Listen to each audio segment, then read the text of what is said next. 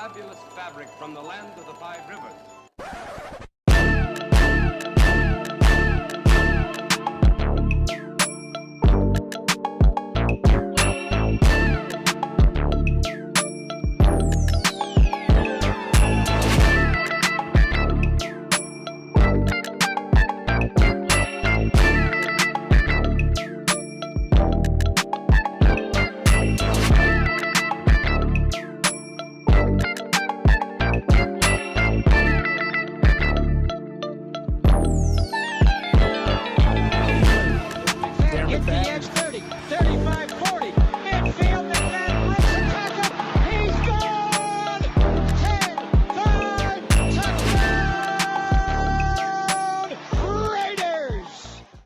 Years ago, when we came to Los Angeles, I really believed that the greatness of the Raiders would be in its future.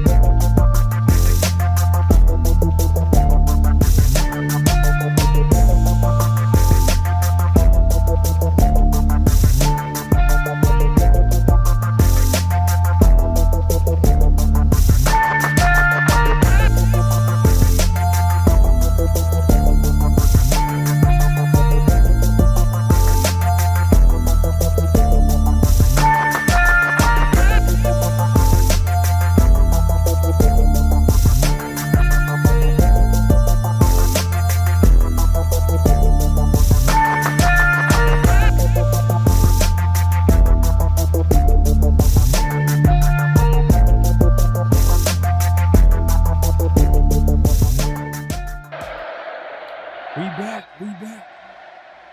You already know what time it is. Oh, you didn't know? 50-50.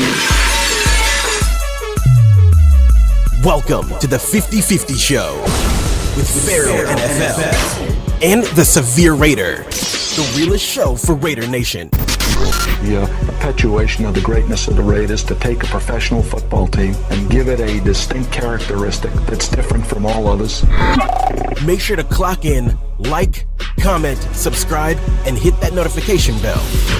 Raiders!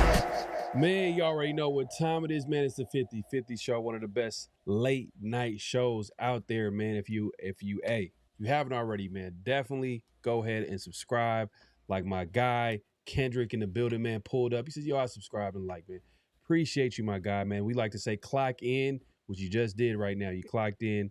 So for guys that already subscribed, that means just hit the like button. If you're not subscribed, definitely do that first. Hit the like button on both channels because we're going live on both channels. Severe, man, what's going on, bro? How you been?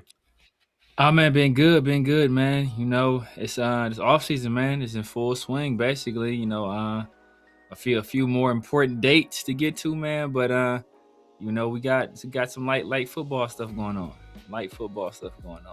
Salute to the night crew pulling up, man. My guy Venomous in the building, man. Appreciate you pulling up. TK was good. Hey, welcome to Kendrick too, by the way, man. Welcome to the channels, man. Hey, make sure you subscribe to both too as well. Raider Way, my guy, man. Appreciate you pulling up. Hey, man, we appreciate everybody coming through and supporting the show. We got a conversation. You know, obviously it's another off-season edition of the 50-50 show.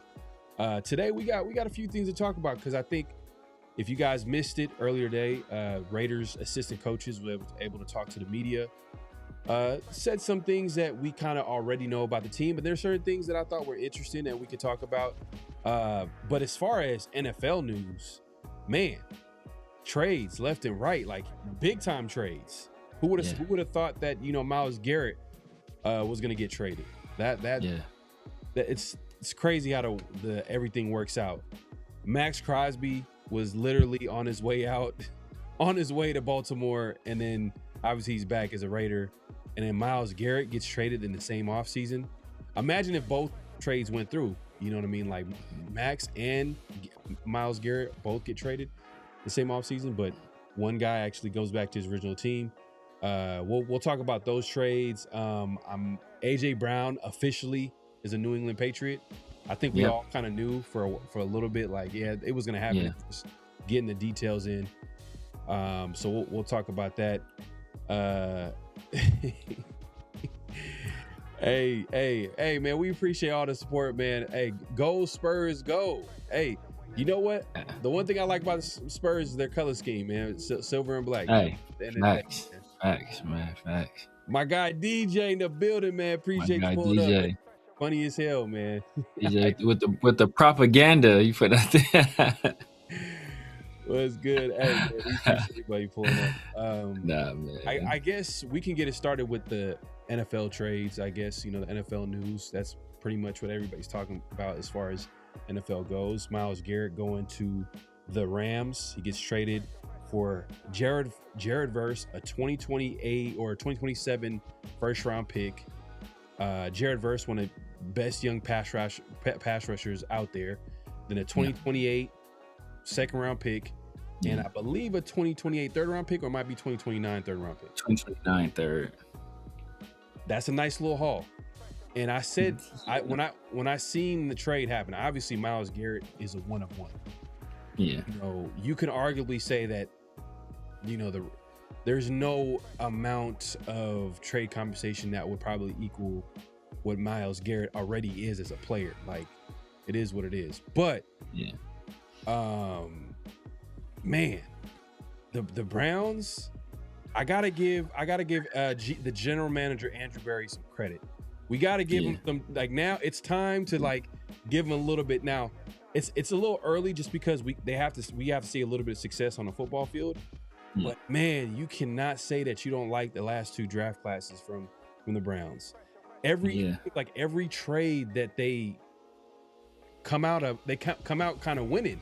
In this scenario, I think it's a win-win situation. It's a win-win situation. It's a win-win, definitely. The Rams get their guy, Myles Garrett. They're gearing up to make a Super Bowl run, obviously as soon as this year. And then, the Browns continue rebuilding that roster, which they back-to-back two strong, draft classes, and then you combine that with more trade capital, another first-round pick. Yep.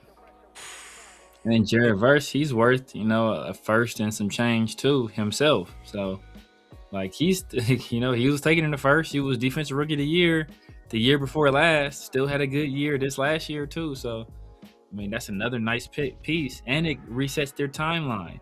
Something that we had been saying to do with Max Crosby for a while. When it became clear, we're probably not going to be a contender. Let's move him while he's at his highest value and get what you can for him.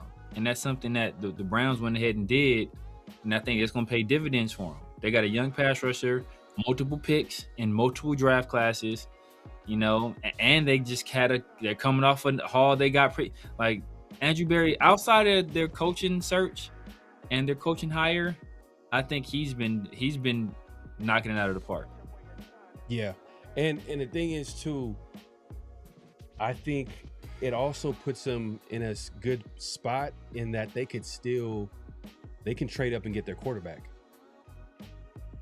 So the Browns, you can argue this season might be another top 10 pick, top 15 pick season now with this trade kind of going through, and then now depending on how the season goes, they could have a solid season, or they could maybe be in the middle of the pack, or they could probably have like another season where, you know what, they need to address that quarterback position. That was a big reason why they're not winning enough games, but they still show a lot of talent outside of having a quarterback.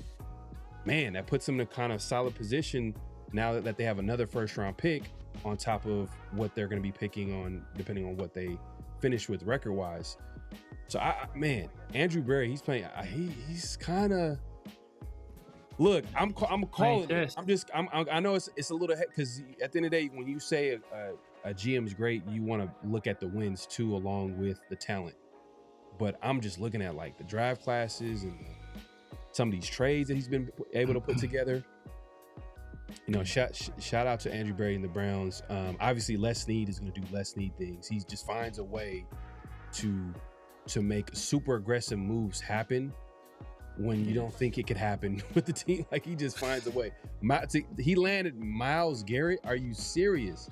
And now the effect of that move might bring back a familiar face from the Rams. You know, all-time future Hall of Famer defensive tackle, Aaron Donald.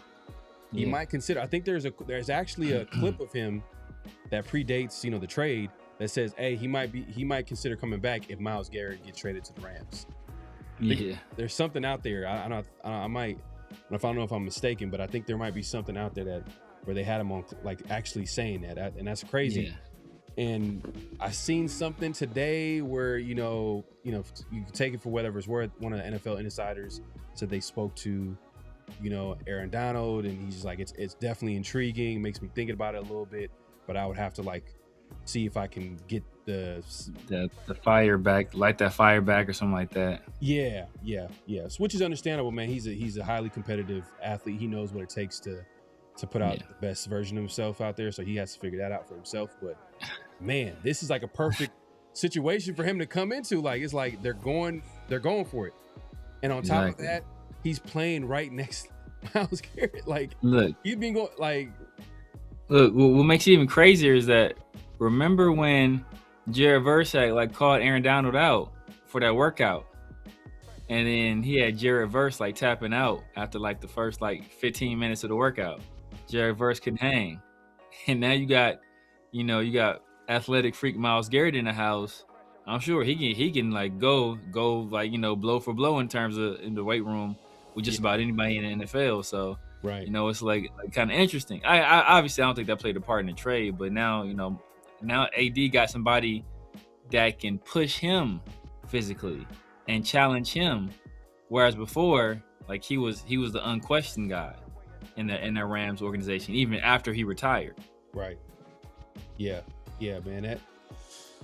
That'll be interesting. I know everybody's gonna be paying attention to that and keeping an eye on that situation. If Aaron Donald does come back, like, it just makes even the Rams, who right now you could probably say is an early favorite to get to the Super Bowl, just based off like where they're at as a team, and then you just factor in some of the moves, because they also were able to land Trent McDuffie early in the offseason, a really good corner.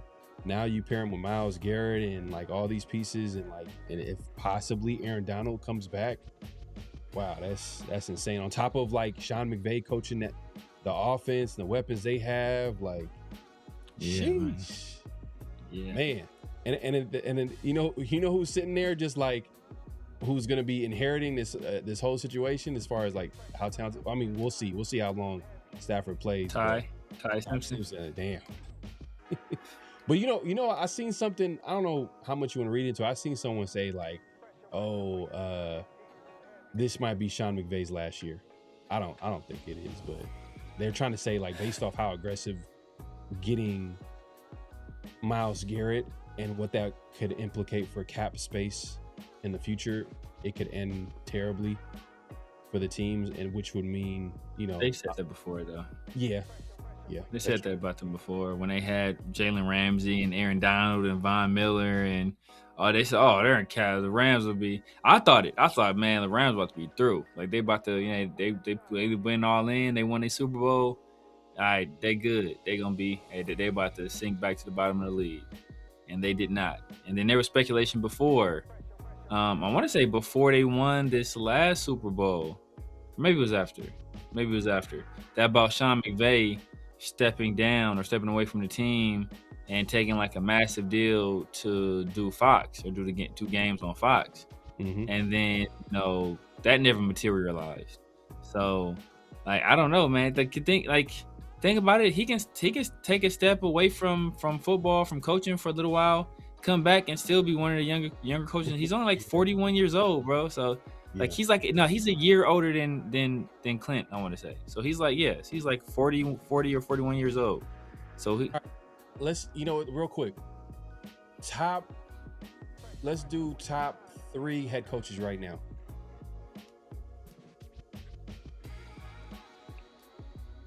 Reed, Shanahan, McVay.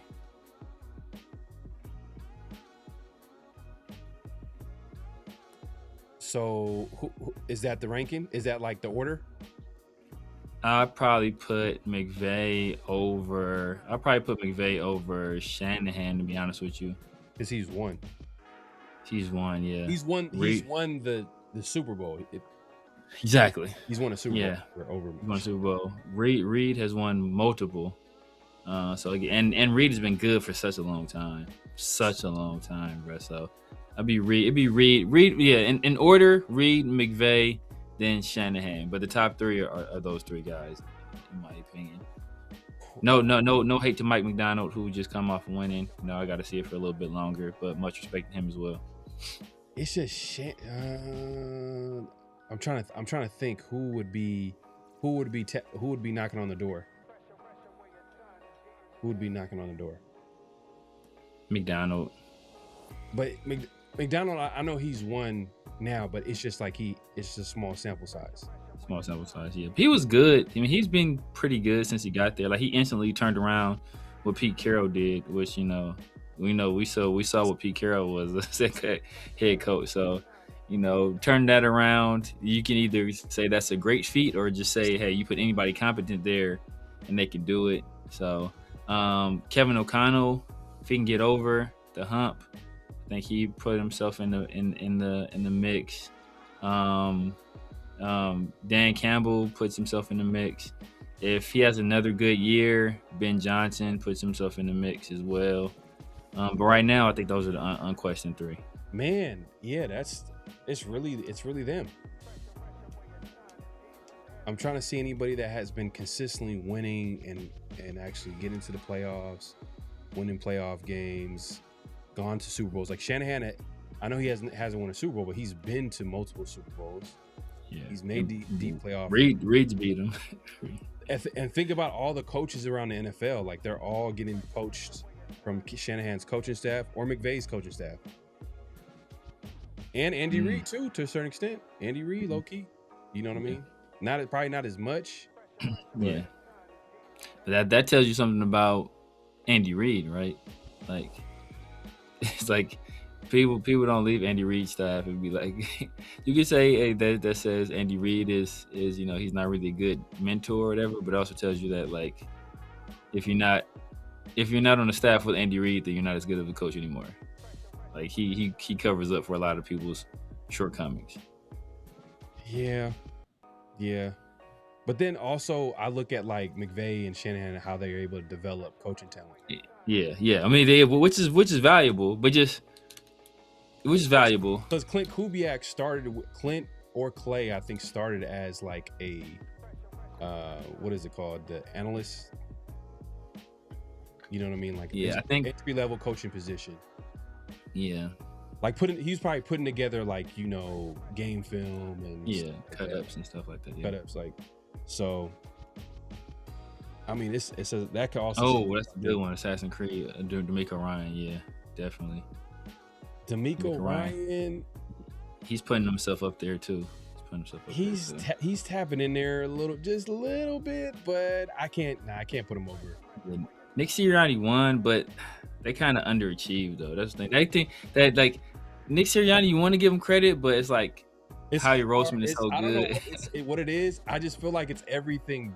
But Nick Sirianni, so I think they've kind of underachieved a little bit too. Like, obviously they had that big year where they won it, so you can't take that away from them. But I think last year they kind of underachieved, and the year prior to them going to the Super Bowl, I want to say they underachieved a little bit too. LS, I think this might be where it's at right now currently. But it's hard to say over Reed because what Reed has like done for a long period of time, but like McVay is like, but no, McVay's legit. But Reed's done it for such a long time, and he's won multiple times. You know, he's won multiple.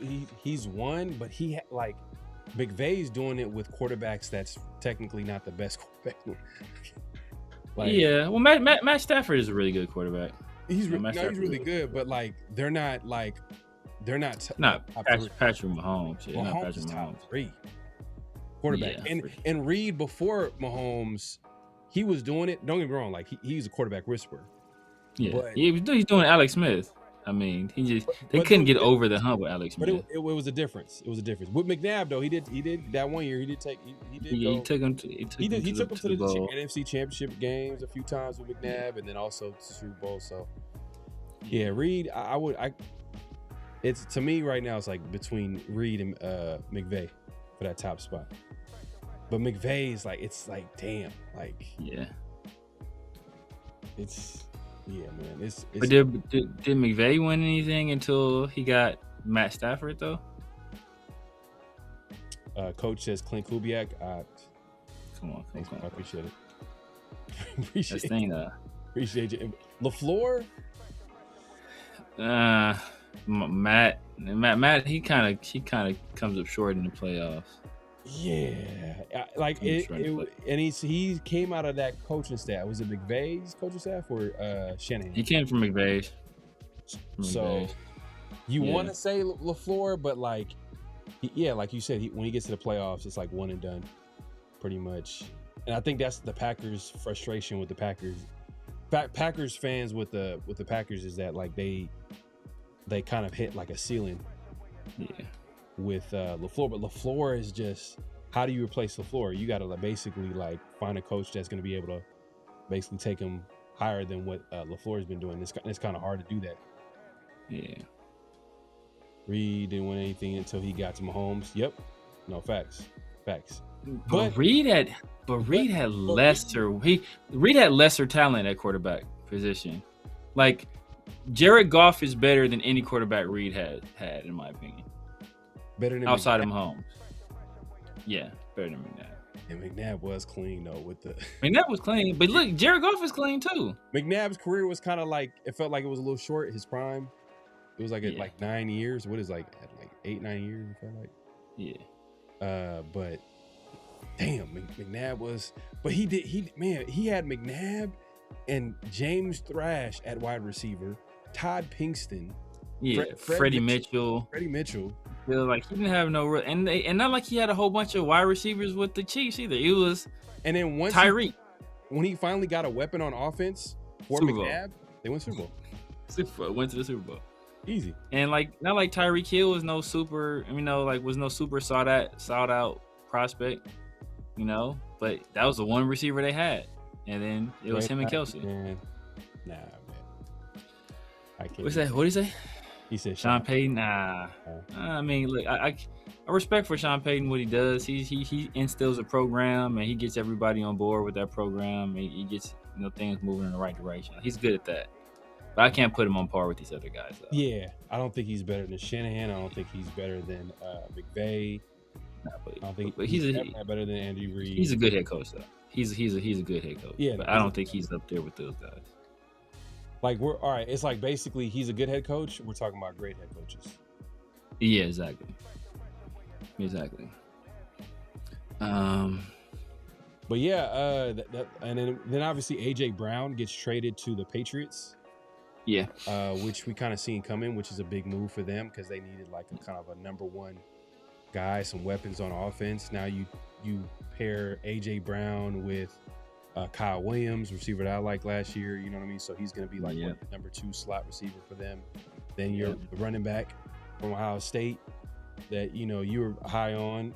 He's going to be a bigger, Coach, get out of here. But I know that's not his middle name. Yeah, true.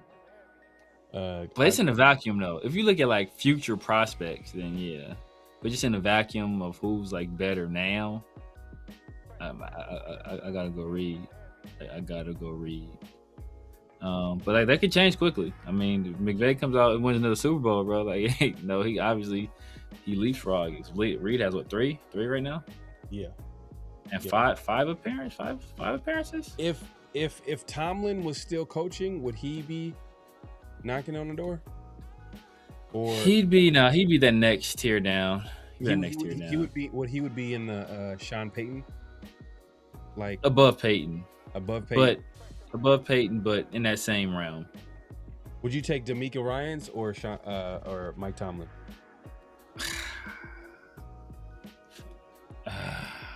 Right now. I'm taking DeMeco. I'm taking DeMeco right now. All time, I'm taking Tomlin. It's like if someone came in here and was like, Tomlin is a win. Like, just you could make a great case for Tomlin because he's done it. He's won. Yeah. But it almost felt like he just was one and done for the longest time. But then you got to talk about the quarterback. It matters to have a quarterback. Quarterback situation is terrible. But that's the thing. Look, y'all know C.J. Stroud was my guy coming out of the draft. That's what's holding DeMeco back. Is C.J. Stroud not playing well? Like, C.J. Stroud was trash last year. All time. Damn, he did win. Probably. And he took the Jaguars. The Jaguars early on. The Jaguars team. When they were expansion team. Yeah, when they were expansion team. But I mean, I don't know. Something weird about guys because remember Gus Bradley was them getting cheated out of a interception away from going to the Super Bowl and possibly winning with what's the old boy's name? The quarterback that they took. What's the quarterback they took? Blake Bortles. Well, Blake Bortles is their quarterback, right? Like Gus Bradley almost had those guys in the Super Bowl. So the Jags are a weird team like that. I don't know what's going on with it. But Tomlin, just what he did with that team, they were winning, and then he got to the Giants and they won there too.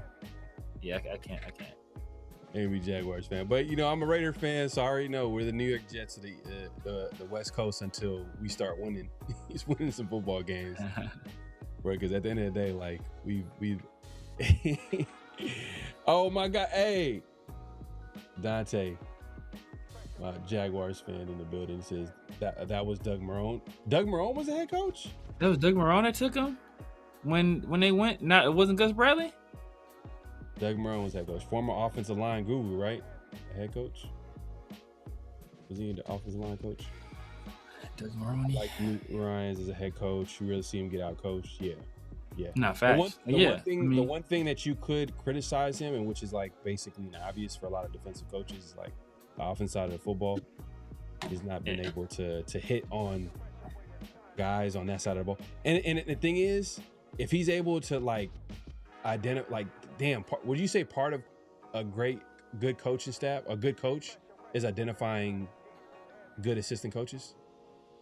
I think that's what's holding him back. Either he can't identify a good offensive coordinator, or there's not an offensive coordinator that can recapture what C.J. Stroud did his first 2 years. It's either one of those two things. So I think he has to make that determination, whether am I going to try to continue to salvage this guy and recapture the magic, or am I going to move on and stick to a one offensive coordinator? I think he's had 3 in the 3 years he's been coached, which is like, that's not a good look. Yeah. How do you feel about A.J. Brown kind of like talking about his relationship with Jalen Hurts after the trade went down? Now he's a Patriot. He's like, we weren't friends for a while or last few years. Yeah. Which I guess like we all could tell like there's some friction between him and A.J. Brown. But like, what did you think about that whole situation? Like, do you think he's a classic diva receiver, A.J. Brown? I wouldn't say diva, but I think there's like some ego. There's some ego there. But it's one of those situations where it didn't need to be said. Like I didn't need to know that. Nobody really needs to know that, because now you look back on some of the stuff and you're like, and I don't know if it's a situation where he's trying to make it seem like, I wasn't targeted because Jalen Hurts didn't like me, or we weren't cool no more, so that's why I wasn't getting the targets I wanted, or it just gives way to speculation that's unnecessary. So I don't think it needed to be put out there, to be honest with you. Like, even if that's how you felt, right? Like, I don't think that was something that really need to be out there. What happens in the locker room stays in the locker room. Yeah, no, facts. To me, I think he's a little bit diva, because I'm like, going into last season, no, you couldn't tell anybody that were like, hey, Eagles probably the most talented roster in the NFL. And the fact that like he had issues with Jalen Hurts, and it's like, come on, man, like it's almost like, this could be worse, right? You can go to a worse situation and not, he's going to the Patriots, which I think is a good situation for him. You got an up and coming quarterback and a young quarterback in Drake May. So it looks like, it might be even a better situation for him. But yeah. I'm like, I don't know, man. It's a little bit of diva for him to get it. It's like, with all that talent, that team you can argue that team kind of underperformed, underachieved, and that how they didn't go back into the playoffs and like make a run. And I think they missed the playoffs last year, right? They lost. Remember part of the reason they lost because AJ Brown dropped the pass. Oh, and what was it, wild card? Yeah. I forgot who they were playing, but yeah, part of the reason they lost. I think Devontae Smith and AJ Brown both dropped like key passes. Mm-hmm.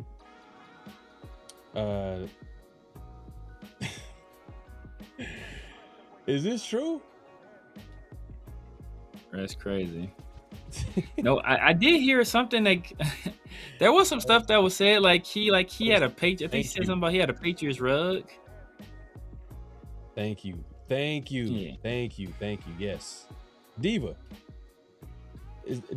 See, at least with Devontae, it was like, all right, the situation with the Raiders, like they weren't winning. Obviously, it was a situation that like one team is going a direction, and then Devontae's obviously a veteran, like he wants to win. Yeah. We get it. You can criticize Devontae for a lot of different reasons, but you can understand like it was just a situation that wasn't going to work out. Just say for the same reasons why I'm like, oh well, Max Crosby and the Raiders, like they're going in a different direction, right? With AJ Brown, it's like, damn, like you're with the Eagles, a team that just won the Super Bowl, and you got all this talent on this football team. You could almost maybe repeat, make another run. Even if you don't repeat, you're still gonna be in a team where like a winning culture, and then you wanted to get out of that situation. And I just felt like it's a little divish. And so what happens if what happens if he's not on the same page with Drake May? Is he gonna be pouting, and or are we gonna hear rumblings within the media like AJ Brown had an issue with Drake May and how he was able to find him?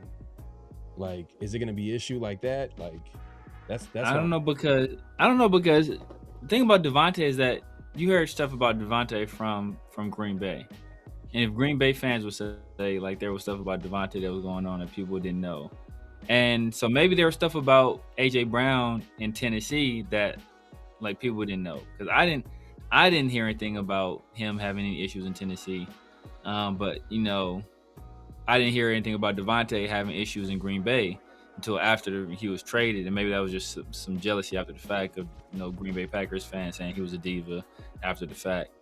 Maybe Titans fans will say the same thing about AJ Brown. I haven't seen that yet. It's been some years since he's been gone. So like most of these issues cropped up once he got to Philadelphia. So yeah, I don't know if it was a cultural thing over there or what the issue was. And we'll see what happens in New England. I think Vrabel runs a tighter ship than Nick Sirianni for the most part. And we see what, ironically, Josh McDaniels, I think there was a stat out there that talks about like first year receivers when they get to Josh McDaniels offense, they usually have like a career year. I think it was Wes Welker had a career year. Devontae Adams obviously had a career year. Randy Moss had career year. It was another guy that had a career year as well. So usually when guys get over to to Josh McDaniels, to a Josh McDaniels system, he brings out the best of them. Yeah.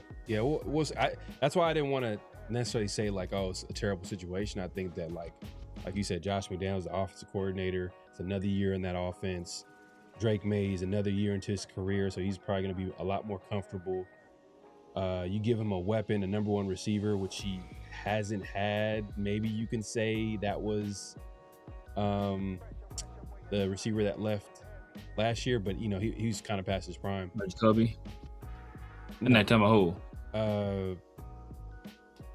I'm trying to remember his name.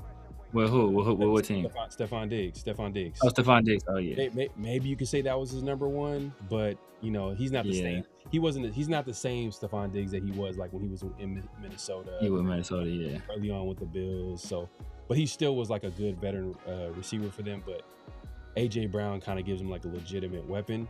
Legit. And then you pair it up with all the pieces they have. Like, okay, maybe they might be cooking some, hey, they went to the Super Bowl in their, second year or first year with, Vrabel coaching. Yeah.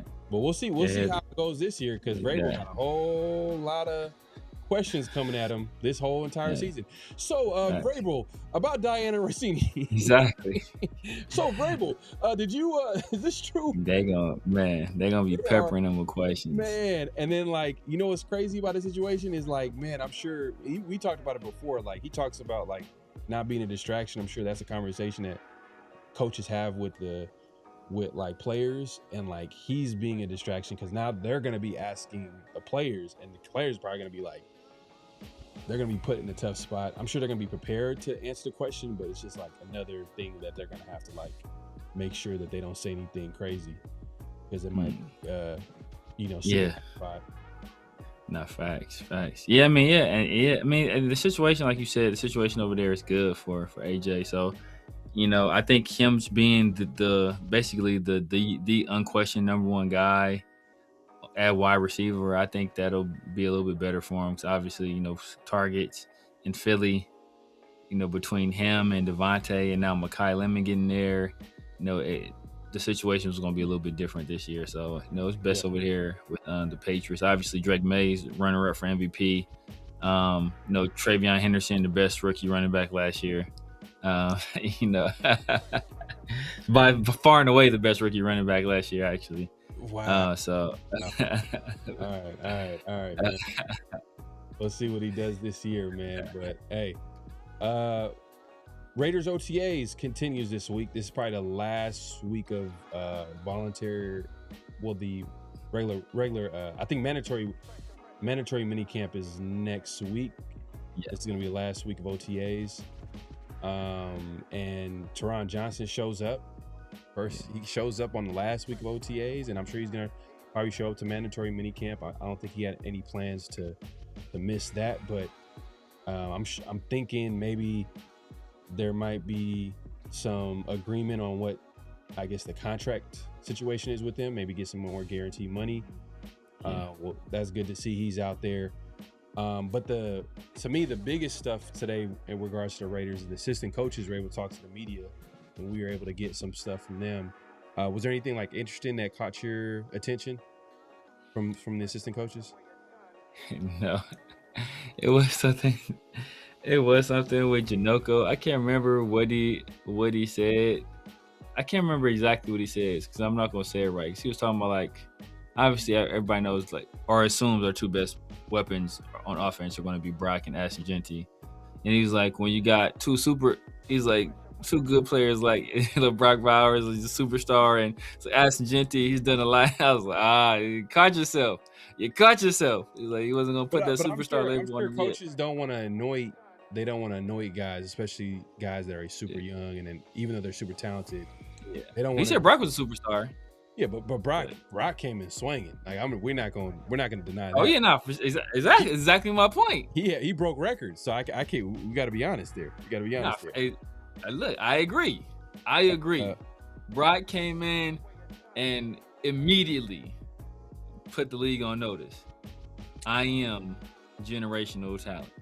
So here's one. Raiders DB coach Joe Woods said their vision is to have multiple players who can interchange at nickel and safety rather than have primary players at either position. said the approach will allow them to dictate what they're doing and not let the offense have a beat on them. So you think about like some of the guys that Jeremy Chin last year was like a nickel and he played safety, strong safety, whatever you want. But then you got Taron Stukes kind of projected to play that similar type of position. And then you kind of throw in some other players in there. Taron Johnson, I guess they're probably going to be moving him around too as well. So that's going to be interesting to see how they're going to be able to they're going to have a interesting kind of dynamic with their safety position in a nickel. They're going to be do you see that being similar to any defense that you've seen? Like, is that Mike McDonald's defense? Are they? That's the new wave. New wave. That's the new wave. You know, people have been doing it. Patrick Graham was doing it. Patrick Graham was doing this with the Giants. Like, that's just the new wave. Yeah. You know, it's like that's just that too high. You know, yeah, they're too high. But like with that safety that comes down and plays nickel, or you kind of don't know what they're in because of, you know, you can run some inverted stuff. So where a guy you think he's the nickel, then he drops back and the safety jumps up, and now the safety is actually the nickel, and the nickel is actually the safety, and so you run some inverted stuff. You know damn well, right? I can't help myself, just DJ. But so like it just helps you disguise things a little bit better. So you know, like I think that's just what teams are doing. You think about like some of the best defenses. Like, think about how valuable that safety position is. Whether you look at the Ravens with Kyle Hamilton, you look at you know, he's not really a safety, but Petrie with the Texans. You're talking about D'Amico Ryans. You're talking about how invaluable Petrie is to that defense. You think about, you know, the Giants and Brian Branch. You think about did I say Jalen, my guy in San Diego, or still San Diego to me, from Florida State. San Diego of Los Angeles. Yes. You're talking still about San Diego to me. Talking about the safety. Just got paid. All pro safety. Yeah. What's my man's name? Dang, I said name slips you. But like think Nick Rory last year with the Seahawks. Like, all these defenses, they're using that safety and they're you know, using that safety to kind of help disguise what they're doing on defense and be multiple. Derwin James, yeah. So they're using that safety to be multiple on defense and to help disguise coverages and everything. So I think it's going to be important. And we got a guy like Taron Stukes, and you know, who has experience doing that, Taron Johnson as well. Like, that you're able to play that kind of defense. So, you know. Yeah, no, facts. Derwin James, man. Appreciate y'all, man. So Raiders safety coach Matt Robinson actually came out and said that who he actually came over from the Ravens, said that, you know, Taron Stukes can absolutely play a similar role to Kyle Hamilton, to your point. In the secondary, said his size, speed, and versatility is similar to Hamilton, and the hope is that he can bring the physicality to the position. So that's kind of like what they envisioned for him, maybe that type of role for him. So we'll see. It's kind of interesting to see like some of these assistant coaches kind of come out and like confirm some things that we already kind of like had an idea. Like, all right, man, they're valuing a lot of versatility in these DBs, and like, all right, so that means they're probably going to be using them all over the place. So they're kind of coming out and saying that. Raiders running back coach Omar Young said they've pushed Ashton Jeanty by putting him in all different kinds of positions to see exactly what he can and cannot do. Added that they hope Jeanty builds callus so that he feels comfortable with all they will ask him to do in the season.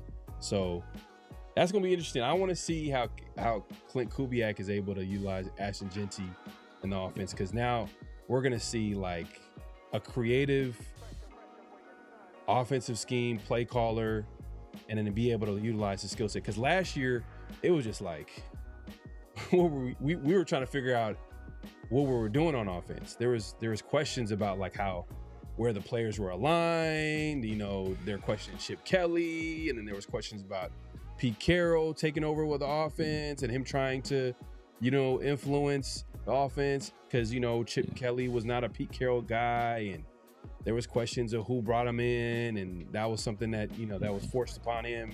He didn't want.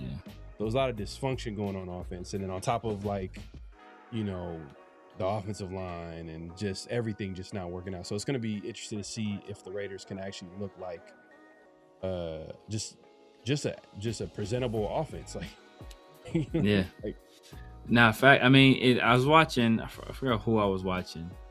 Might have been Ted Nguyen. Maybe it was Ted Nguyen. But no, he was basically saying like the third week of August, like Pete Carroll basically changed the entire offense. Damn. And changed everything they wanted to do. And they started doing, basically they went away from what Chip Kelly wanted to do and they started doing what Pete Carroll wanted to do. And that is part of the reason that fed into the confusion and the bad, the poor coaching, and it was just a calamity. And so at least this year we kind of know the guy that's in charge of the offense, he's the head coach. So that he's going to be in charge of the offense, and everybody's going to be on the same page, because these are all people that the head coach hired, that he brought over, that he wanted to be a part of this team. They're his people that are going to follow his vision and run his scheme. So, that eliminates one thing. One thing I will say is troubling is that when you draft a guy at 6 and he's like, we're going to put him in different positions and we hope he develops a callus. Like, bro, I don't want to hear hope. I don't know. I don't want to hear hope, bro, in that situation. Oh, we hope he develops a callus and he's able to do all the things. Like, that automatically, like, you hope. What? But like, this is supposed, like, in order for us to be a mediocre team, he has to be our second best player. Like, for us to be mediocre, he has to be our second best player for sure. So like, you don't want to be like, well, we hope he can do it. We hope he can do it. You would be like, oh yeah, our expectation is for him to be this guy. We expect him to be a guy that can do this, and do that. Not like we hope he builds a callus and he can do it. So hopefully that's just like coach speak and just talking in the off season. But I don't like hearing hope, out of a guy that when you're in that position, the expectation is for you to produce fairly immediately.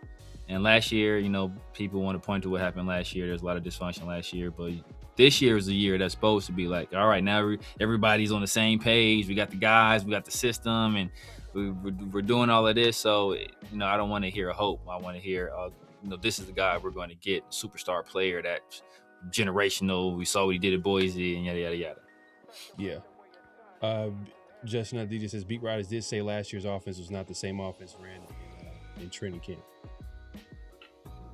Yeah, and which is, I mean, it's bad because it's a bad look for our players. Like, it puts Trey in a tough position, puts Jack Bech in a tough position, Dante Thornton, puts obviously Ashton Genty in a tough position, all their offensive linemen in a tough position, because all of those guys for the most part were young guys except for Kappa and Miller. So I mean, just to do that, it just kind of shows you like how far gone Pete Carroll was at that particular point. And now it kind of stunts the growth on those guys, right? Like, it stunts the growth on a guy like Ashton Genty, because year one, you say you want him to be, hey, I'm the guy, I'm comfortable, I'm acclimated to the NFL.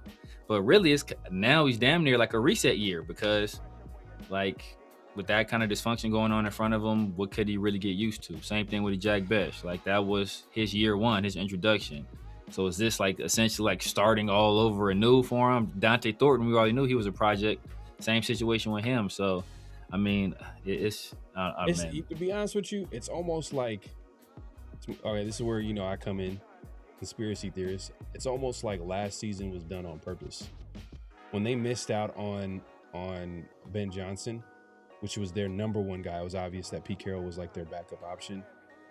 It was just like, okay, now we're just gonna fall back on Pete Carroll, who Spytech didn't have any say on who the head coach was, and then that entire offseason was very like weird. It was just like, no, it wasn't aggressive. Even though they had plenty of cap space, they did not really sign too many players in free agency. And then, it was just a weird offseason. And then like this whole season happens. It was just like, and we kind of seen it coming a little bit. We're like, man, like, I don't know how many games we're gonna win. Like, this is it's a lot more questions than answers. So it's almost like they kind of did this, and then they got the number one pick, and then out of nowhere they get the number one pick, and they have a thorough coaching search, and then they hire like their top guy and Clint Kubiak, it seems like. Yeah. And then they and Spytek was a part of that decision making, and then they have an aggressive free agency, and then they, get. It just seems like everything was very calculative. I think NFL teams think like this, but they're not going to let the public know, because they can see things coming. They could be like, man, this, like, we couldn't get our guy. And who are the options outside of Pete Carroll? It was like, what? After Ben Johnson, it was like, damn, Pete Carroll. Maybe you could have said like some of those, maybe the guy that the Jaguars end up getting, the head coach there. But Liam Cohen. But I don't think anybody was picking up their phone call from the offensive coaching staff. Todd Monken, old ass, left us on red. Todd Monken. Todd Monken left us on red. But thing is that, like, I would, like, for, as a Raiders fan, you want to hope. Because last year was so bad, you want to hope that was on purpose. But that almost makes it worse. Because it's like, because if you're going to do that on purpose, you could have just ran it back with Antonio Pierce. Once you got heard through the back channels, because people in the league circles talk, agents talk, Tom Brady has relationships all over the place. Once they heard Ben Johnson wasn't going to be interested, okay, bam, run it back with AP. What's the worst that can happen? He sucks and we get another high pick. Okay, great. Run it back. Or if you're going to be, basically a throwaway year, don't draft a running back at 6, right? Draft some linemen, or draft, something else at 6 to help you for this next season. Because a running back, you expect, hey, bam, we want this guy to produce immediately because they have a short shelf life. And we got, 4 years, or we got 3 years to make a decision because we got to pick up his 5th year option before year 4 starts. So you only got 3 years to kind of really evaluate the guy. So let's not throw away a year. Let's, make sure we put this guy in the position to have success, or just pick a position that has more positional value. So like, if their plan, that was their plan, bro, I gotta slap everybody in that organization, bro. It's like it's just dumb. It's just a bad idea. And we heard, and the thing that's so bad about it is that, remember, people said that was like, that was supposed to be the AP thing was just, we're just punting on the year. We're giving this guy AP a job. They should have fired AP. But they shouldn't have fired him. But remember when people was fired, they said, the AP thing, that was just a year until we keeping the seat warm for Ben Johnson. But if Ben Johnson didn't want your ass, and now what you doing? Yeah.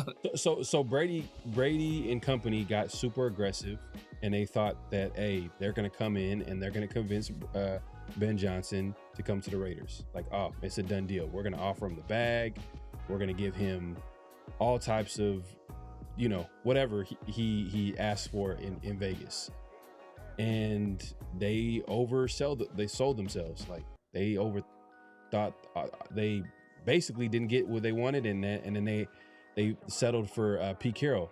But in reality, they probably should have known that, hey, look, we're in no position to convince top offensive or top coaching candidates to come to the team, let alone top offensive candidates to come to coach this team. Let's give AP more than 1 year at head coach, and you still kind of get the results that you're looking for. I mean, like you get like a top 5 to 1. Exactly. But it is what it is. I mean, we're kind of nitpicking, but it's just like the logic was kind of like crazy, but flawed. Yeah. But because if you're gonna do that, bro, and your reputation looks a lot better when you don't fire another coach after 1 year. Exactly. Yeah. It was a weird situation. But going back to the media day with a lot of these assistant coaches, I thought this was interesting. Raiders DB's coach Joe Woods said that DC Rob Leonard has influences from a couple of different coaches in terms of putting a scheme together. Said there's been a lot of input from himself, safety coach Matt Robinson, and senior assistant Al Holcomb in developing coverages. So that's kind of been the big question of what this defense is going to look like. Like, this is probably I've said, I'll say this again. This is the most talent that I've seen in the Raiders defense in years. Like, man, maybe 02. Yeah. Like, I'm taking it like over 20 years ago, basically. Yeah. I've never seen this much talent. I mean, maybe the Nnamdi, Warren Sapp, and Richard Seymour. Well, Nnamdi and Richard Seymour maybe would. I'm trying to think of those teams are hella depressing and sad. Going into the season, the year we had Nnamdi and D'Angelo Hall, I thought we was about to cook. I thought he was. And D'Angelo Hall went up there on national television and got impregnated in front of the entire world, bro. It was bad. My boy was telling me at the time, he was like, "Hey, bro, like y'all about to run bump and run with D'Angelo Hall? Like he's a cover 2 corner. It didn't make any sense. It did not. You know, Al seen 4.2 speed, and he was like, "Oh, okay, we'll make it work." You know what I mean? Because obviously he was super fast, but man, Eddie Royal went out there and. Eddie Royal, he was a rookie too. Was he a rookie? Yeah, he's a rookie. Yeah, I remember I want to say he was out of Virginia Tech. So I remember I wanted us to draft him. DJ got a question for you. Would AP and Spytek work well together? I think so. I mean, because you think about, I think the fact that first of all, not like Spytek and Pete Carroll worked that well together. So you know, it could be much worse than that. And it's not like AP got a lot of say with Telesco, right? I think AP being a young head coach in the league and Spytek being a young GM in the league, I think they would have a lot more communication between each other than a guy like Telesco who's like, I've been doing this for years, listen to me. And Pete Carroll to Spytek, well, I won a Super Bowl, you know, with John Schneider, listen to me. So, like, I think you got two guys, you know, whether it was a GM with AP or the head coach with Spytek, that were kind of set in their ways, and, you know, their reputation didn't allow them to be people that listened and heard a new perspective. So I think Spytek and AP would have actually done that. Do I think it would have been much more successful than what we had last year? Probably not.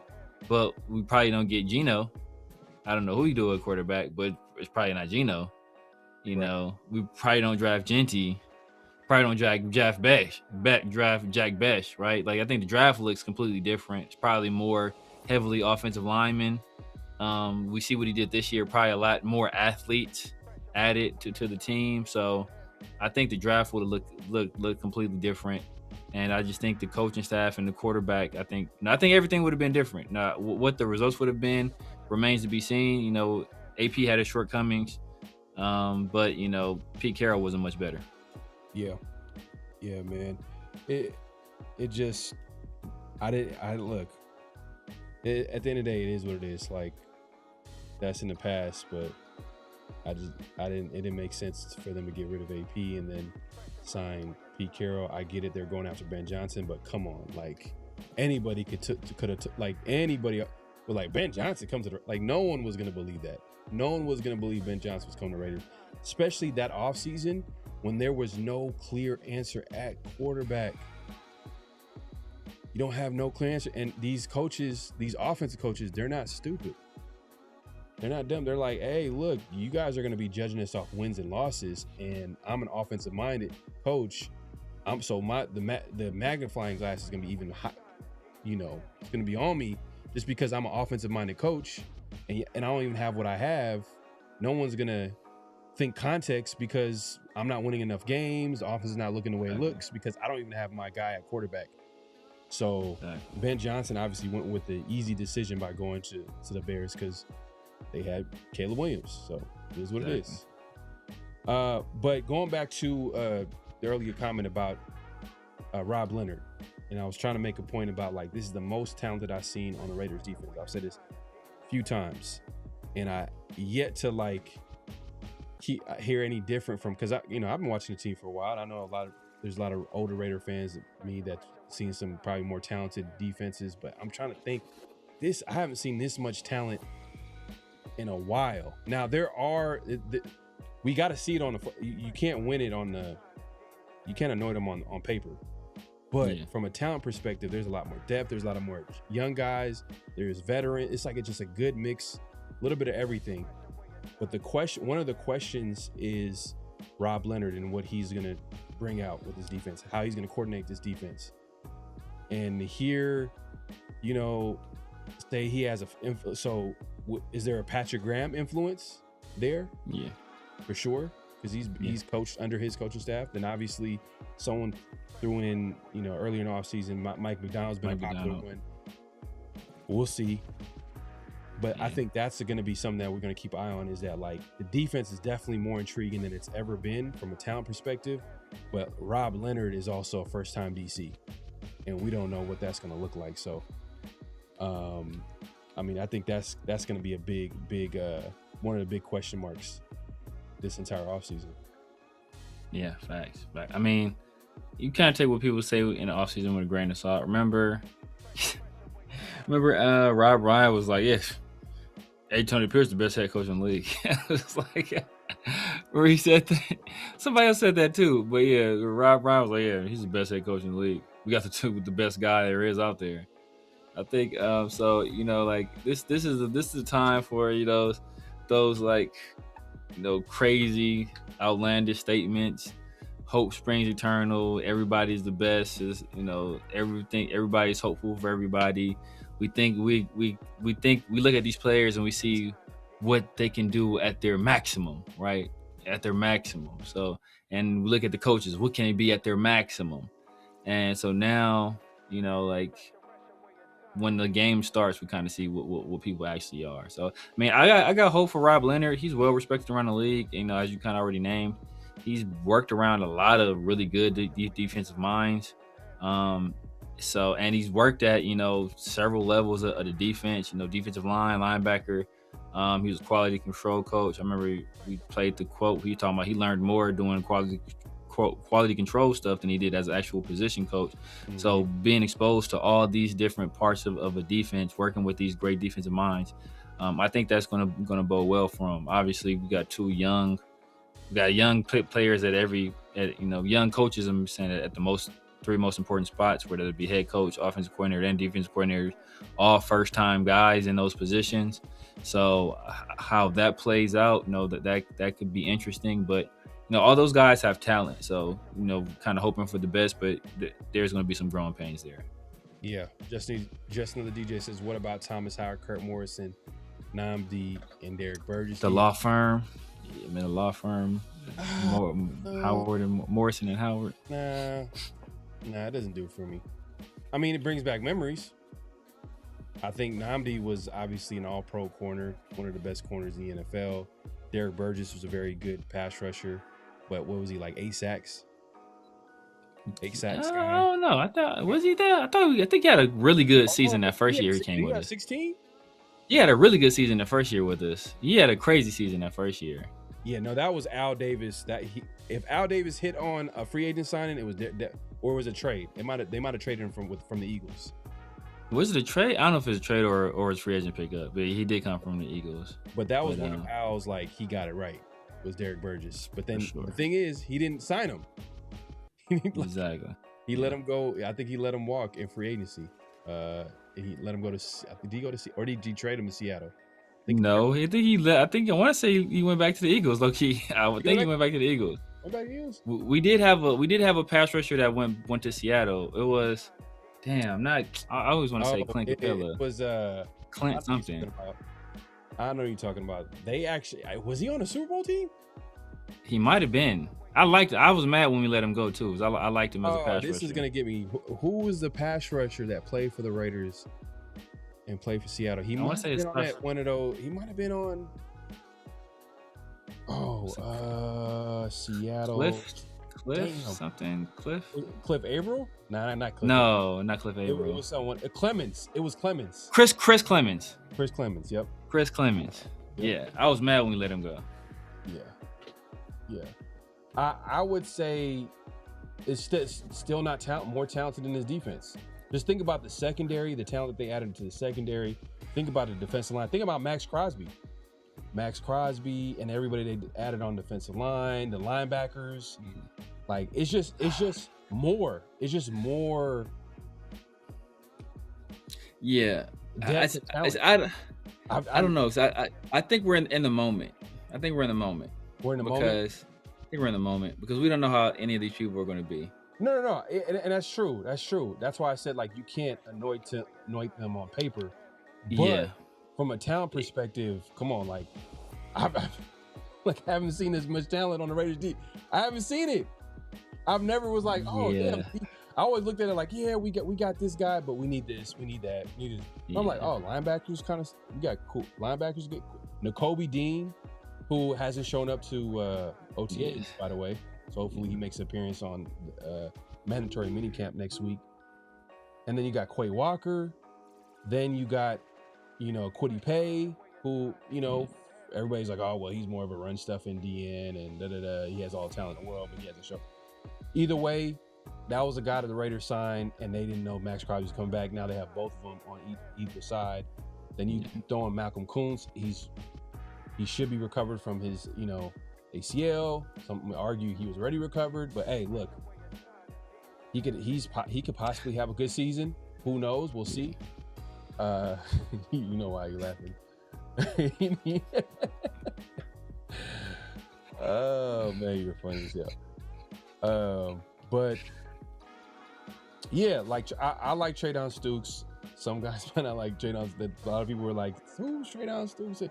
Look, I like. To me, he was one of my guys at safety. I was looking at every DB or safety that would fit what the Raiders are looking for at free safety, and I think he would be a natural fit there. But from what the Raiders have planned for him, he's going to be playing a little bit of everything, and that's Taron Johnson too. Taron Johnson, I didn't know they were going to play him at safety.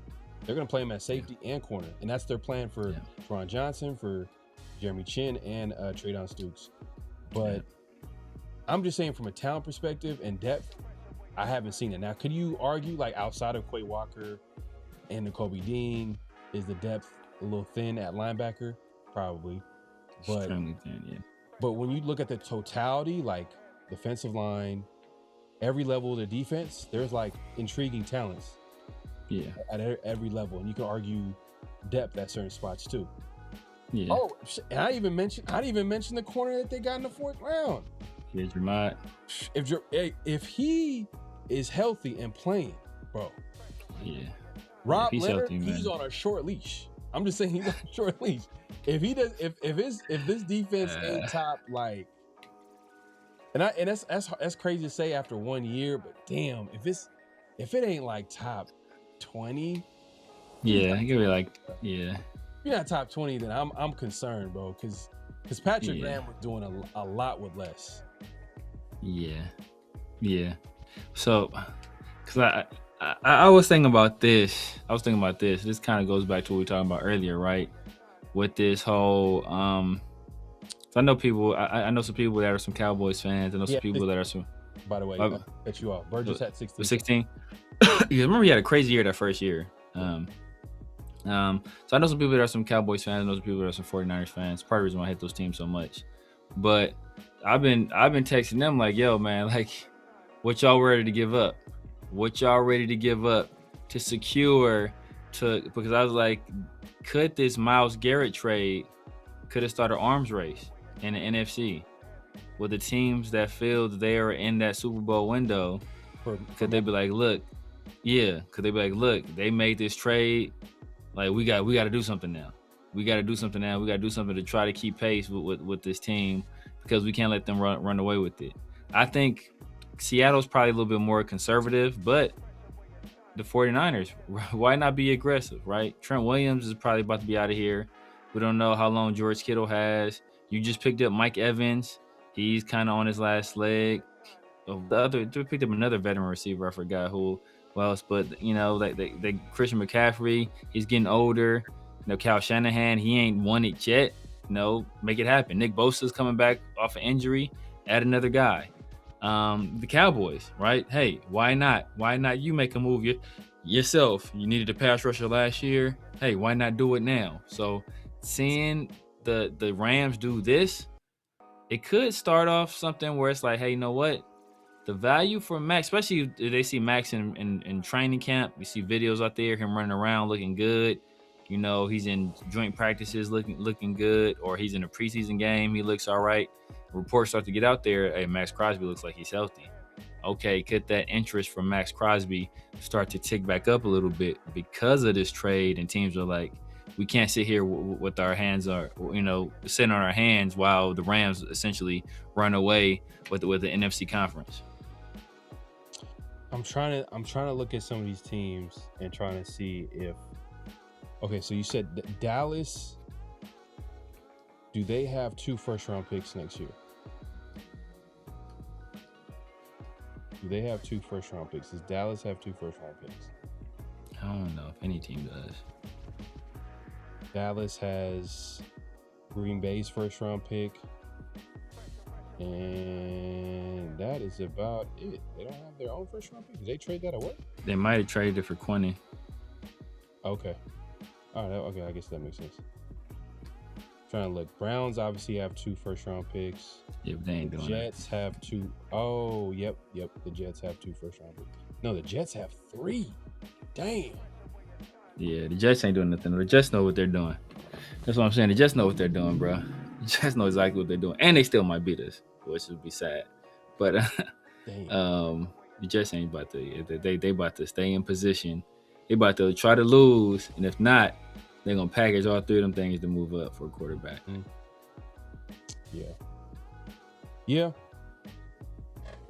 I think you might have a point there. Maybe San Francisco can package a deal because they're kind of a situation where they're like, they're win now. They gotta be win now. Yeah. Especially with that substation, bro. You know, you end up telling how. That's not a good combination for Max though, too. Yeah, man, that's facts. Yeah, or Mike Evans. I already got Mike Evans over there with it too. Yeah. So yeah. So I'm just thinking like I don't know. Somebody brought up the Eagles. Was ironic is that I read a report that the Eagles were in on Myles Garrett too, but they refused to give up Jalen Carter in any trade package. And I'm like, it makes sense if Jalen Carter is right and focused. He's Defensive Player of the Year caliber player. Bro, Cleveland's they're doing this. They're smooth with it. Like they're going after top young defenders on defense. In this case, like on the defensive line, Jalen Carter, and you got Jalen. Obviously, you end up being Verse from the Rams, and then they get another first-round pick. Then they get a second-round pick and a third-round pick. It's like, damn, man, that's smooth because Verse is. People don't sleep on Verse. Verse is one of the best young pass rushers in the league too. Yeah, he's not Myles Garrett. Myles Garrett is one of one. Exactly. But if you just look at like their timeline and Myles Garrett timeline, it makes sense. No one thought it was going to happen, but it makes sense. We'll take Howard's wide receiver and a first-round pick. George Pickens. And then George Pickens. You don't want George. Would you want? I ain't gonna lie. I'll probably take CD, but they're not going to do it, huh? Yeah, they probably won't do it. CD is the more calmer of the two. If let's say Pickens dominates, because there's Cowboys fans that feel Pickens is the best receiver. Pickens might be. There's a chance Pickens is a better player. Pickens is also the more volatile player in terms of personality. So you don't want CD is like laid back, chill. You know, seems like he's like laid back, chill kind of person. Yeah. Like that person fits better with the Kubiak, with the Mendoza. Like you don't want Pickens over here. Like you don't want Pickens over here, bro. You don't want Pickens. Dallas has 2 first-rounders next draft. Nah, they actually traded one of their first-round picks to the Jets. Yeah. It's the Jets when they got Quinnen Williams. But yeah, man, that pretty much wraps up the talk with assistant coaches. I think a lot of the conversation was just about things that we already know. We'll talk about one quote later on notable quotables. Stay tuned for that. And like for example, the wide receiver coach was talking about the receiver depth or the receiver room and how like there's a lot of competition, and it's kind of like, yeah, we know what it is, man. I know it's a lot of competition. I know it's wide open. We know it's wide open. Yeah. Like it's just that type of situation. But yeah, man, if you haven't already, make sure to clock in, hit that like button, hit that subscribe button, hit that notification bell. We're not done yet. We got it's that time, man. It's Personal foul, 69, offense. He was giving them the business. It's flag on the play, and this Yes. week we got a lot of different options for flag on a play. We can go a lot of different ways, but Severe, if you want to take it Kick away. it off. Kick It off, man. Obviously, the NBA Finals is upon us. It's going to be the San Antonio Spurs and the New York Knicks. A replay of the 1999 NBA Finals. You know, the strike-shortened season where the Spurs eventually, end up coming out on top and winning the championship. On the way to the NBA Finals, the Spurs, they did eliminate the Oklahoma City Thunder, whose star player is SGA. SGA is my favorite basketball player in the league right now. His game on the court, I think he's smooth outside. People hate the foul baiting, but the one thing that is more egregious than the foul baiting on SGA is his outfits. And this man has some of the sassiest outfits you've ever seen in your life. And Pharaoh sent one to me that was incredibly egregious. It was one of the most egregious outfits I've ever seen an NBA player wear. It was on so the way bad. to the game. And the thing is, I kind of fallen off as far as watching the NBA. Like, I've been all in on the NFL. And that's about it. Every now and then I'll catch like the big game or whatever. You know what I mean? A good game or not every now and then. But when I seen this is terrible. Disgusting. Let me just go ahead and just. It's right here. Yeah, you gotta move the logo. You gotta move the photo so they can see the whole. Oh, okay. The whole package. it. The whole outfit is wild. Look at this, man. This man is going to a job interview in 1985.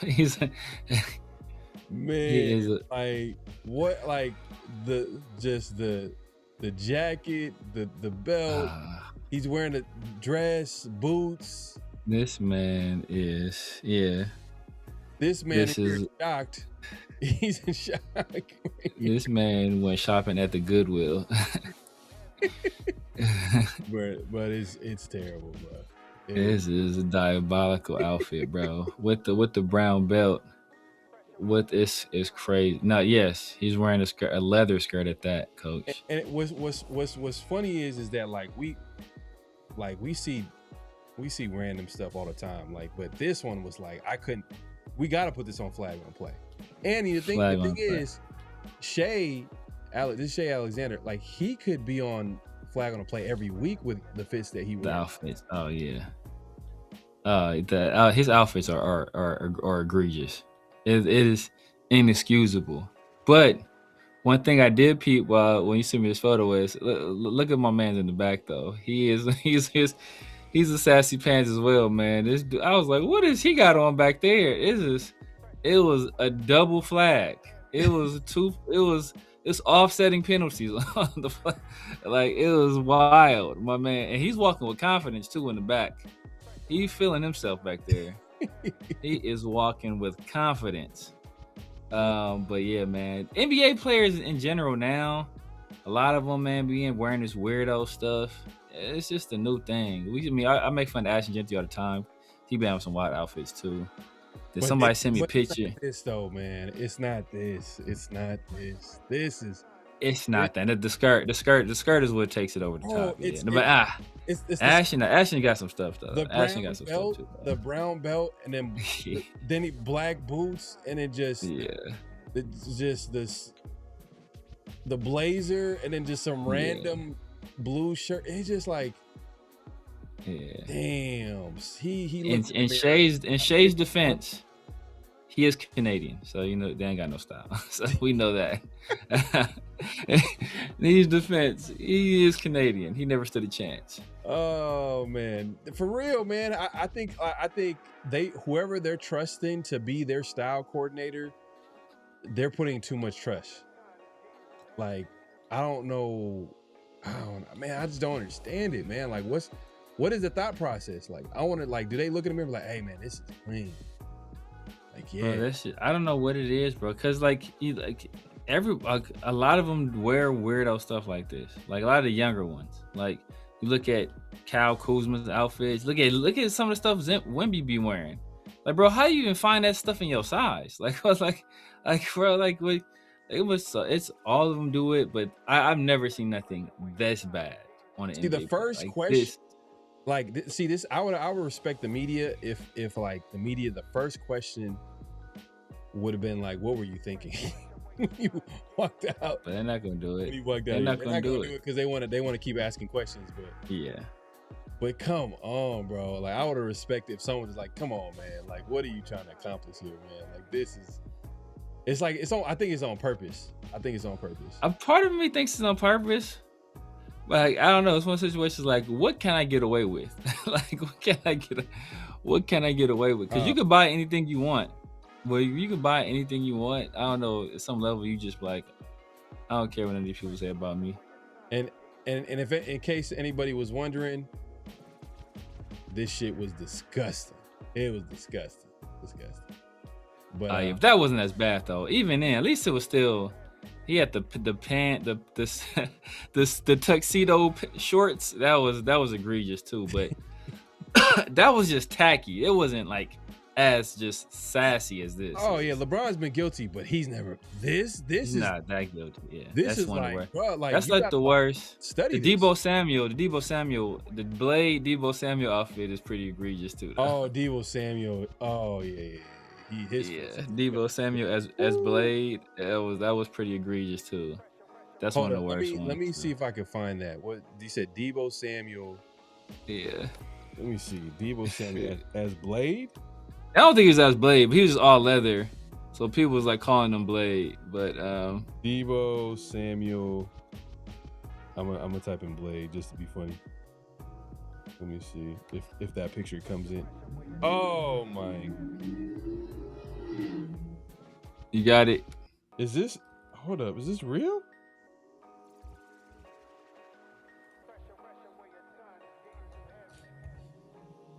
Yeah, this is pretty bad.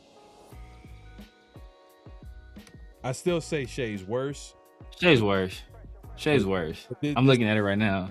Shay's worse, but it's pretty egregious too though. But Shay's worse though. I mean, let's take a real quick here. Let's take a look.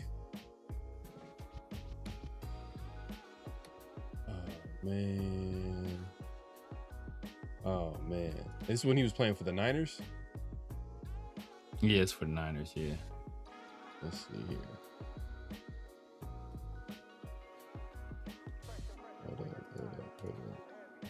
Hold up. If you haven't already, make sure to clock in, hit that like button, hit that subscribe, and hit that notification bell. We appreciate everybody coming through. Let's see here.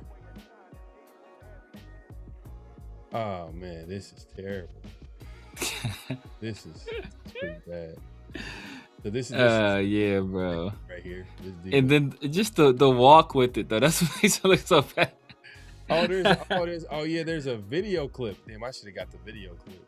This is terrible. Yeah, but it's just the still image makes the walk he's doing look like it's just Well, who's telling them that this is nice? He got the ROTC shoes on, bro. I think they do this on purpose. Like, this is basically equivalent to someone trolling. These are people like this. They're doing it because there's no way that they were like, oh, this is fire. Yeah, man. This is bad, man. We gotta call it like we see, man. Flag on the play. It was actually Shai Alexander, man, and he's been a consistent offender. But we just never really called it out because, you know, this is mostly a football show. But, you know, flag on the play is universal. Anybody could get the flag. But, hey, bro, this is definitely flag on the way worthy, man. It looks so crazy, bro. He looks almost sad wearing it. Like, Debo looks like he's like happy. Like, yeah. Like, hey, looks almost sad. Before the show, so I was like, hey, man, Westbrook, he has some fun. Russ has some bad ones too, but I don't think anything that bad though. I don't think he took it to I think Shay's taking it to a whole. One time One time I swear Russell Westbrook was dressed up as a homeless person. Like he was for sure like dressed up as a homeless person. It was the craziest outfit I ever seen in my life. It was like, bro, like what are you wearing? He had like a rope, or I think he had like a shoelaces tied up for his belt. I was like, bro, you were literally dressed up as a homeless person. Yeah, it is what it is, man. I thought Shea's performance would have been flagged on the play. Yeah. You could also say Shea hoop. What are you talking about? This is game 7? Shea hoop. He was the only person to hoop. Chet's. Oh, Chet. Oh yeah, Chet. Oh my God, Chet. Yeah, Chet sold them. Chet straight sold them the hell out. See, Craig Sager. He knew. Craig Sager was, but it was just funky suits, just random. He was fly though. Craig Sager was fly. Look, he was fly in his own way. We knew what Craig Sager was coming to the party to do. Because he knew what time it was. Because he also didn't care. He didn't care. He was just yeah. But Shea, it's just like, come on, bro. Come on, this is too much. This is too much. And then another, you could also say the way the Spurs celebrated after winning the Western Conference Finals is almost like they won a championship. You could probably call that a little bit of a flag. Like, come on, bro. Yeah. So what are y'all gonna do when you win a championship? Y'all about to have a heart attack? Exactly. It's like just pass out like Kobe said, job's not finished. Job's not finished. That was definitely a candidate for flag on the play, but we do got Craig Sager. That's a good pull right there. Craig Sager was my guy, man. Yeah. Oh man, right away I got you, man.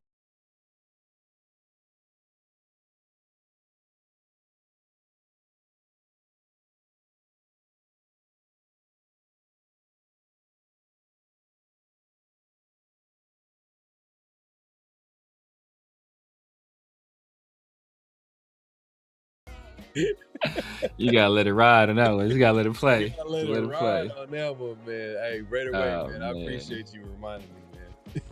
I appreciate you reminding me. But we're not done yet, man. We got another flag. What we got this week, man? Yeah, we got another flag. What we gonna go with? What you want to go with? You want to go with the Terry Rozier? Go Terry. Yeah, let's go Terry. Yeah, Terry. Oh my God. Back to the association where they just continue to disappoint, man. There was recently like the FBI, they've been doing just a sweep. If you got a Prize Picks or a FanDuel, you better keep your stuff on lock, because the FBI has been just harassing every professional athlete out there with one in these gambling scandals. And obviously Terry Rozier got caught up earlier this season for betting on some of his games, and then some of the videotape that accompanied some of the games that he bet on, that he played in. It was a smoking gun, but apparently he took a bribe for $100,000 to throw a game, essentially, or to play bad in the game, and it was one of the dumbest decisions I've ever heard of. Which basically, this tweet kind of sums it up. Crashed out taking a $100K bribe while playing on a $97 million contract is a crackhead move, and I couldn't agree more, man. Flag on a play on Terry Rozier, man. Like you, that is, bruh. Oh, man, like there should be a documentary on stuff like this, though. I think there should be a study and documentary when people be doing like crazy stuff like this, and there's gonna be a documentary about this host, like the way, because Terry Rozier was one of the guys that the FBI basically arrested the same day as Chauncey Billups. I know Rozier got arrested, and then a few other people around the NBA. It was on some like movie style scene, like they all came all at once to get these guys. So it's gonna be interesting to see if I think they got Gil. No, they got Gil before. And Gil straight up said, Gil got no shame. Gil was like, hey. Gil took the picture, take a picture with the paper bag. Basically like, bro, I snitched on all y'all. It was like, it was no shame in this game at all. Like, bro. Gil was in there. They got Gil a 2-piece and a sweet tea, and Gil was in there drawing diagrams. Like you catch Terry coming out coming out the facility at 3:00. You catch him right now. Like he was in there dropping dimes, bro. Dropping dimes. Yeah, man. Like Terry Rozier, man. Definitely flag on a play on him. His career is basically, I think, would be over. I'm sure the NBA is probably gonna not. That's a PR nightmare. They're not gonna bring him back. He's not even that big of a talent. Where it would be, like, he's talented. Like he should be in the NBA from a talent perspective. But like, man, this situation is career ender. And now you got to think about, like, is he gonna go to jail? Seems like he's gonna. If FBI comes for you, that means you go to jail. You're gonna serve some time because they got everything they need in order. Unless he's snitching. And if he in there snitching, then he ain't doing no time.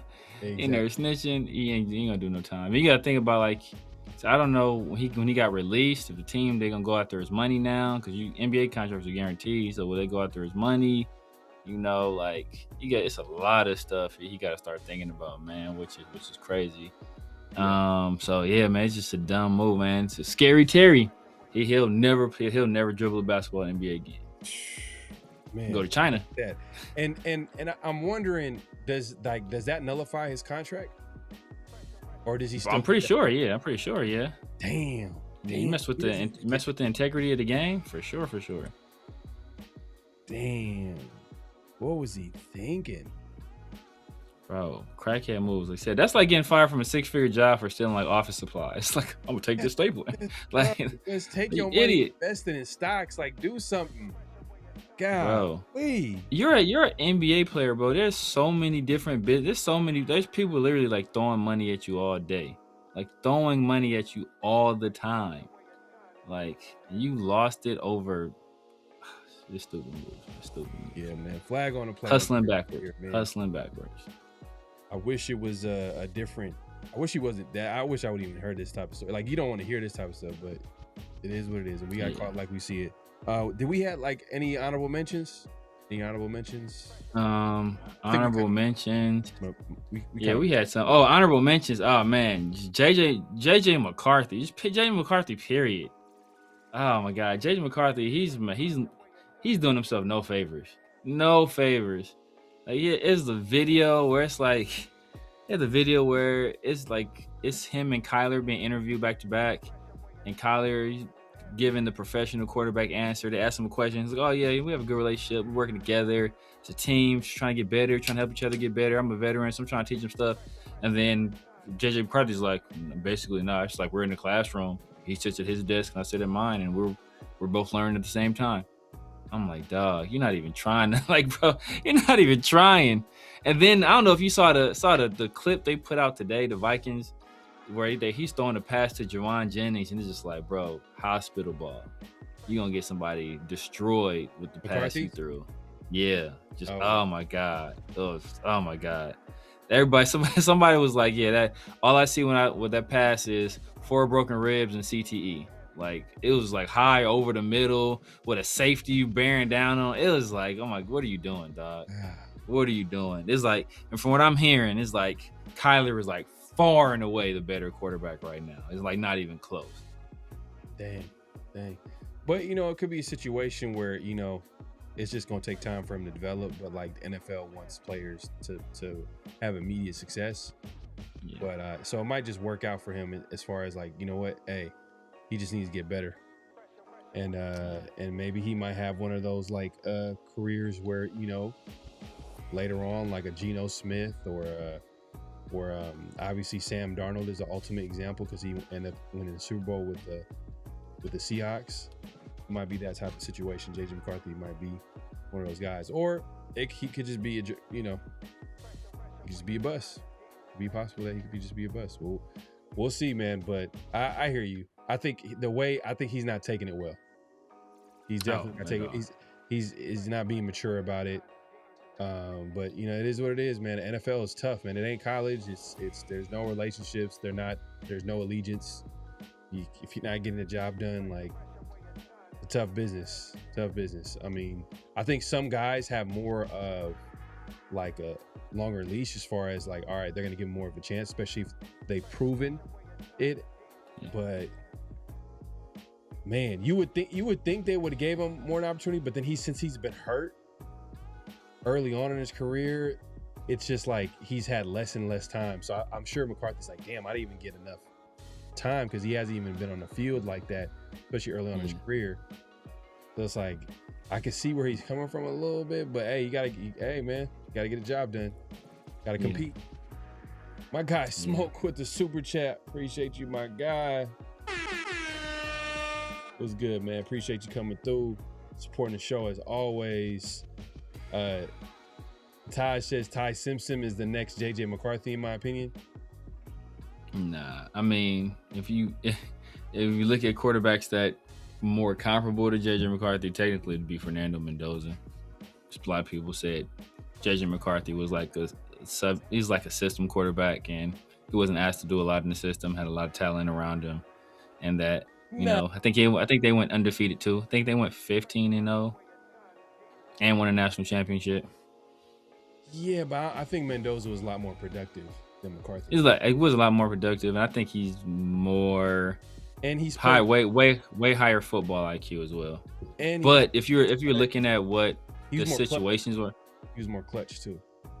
Well, I think like JJ McCarthy, I think like you look at it, I think there was a stat like his third down conversion rate was like one of the highest, and then like something else like in clutch situation. He had other stats where people were like, that's why people were like, yeah, he can be really good.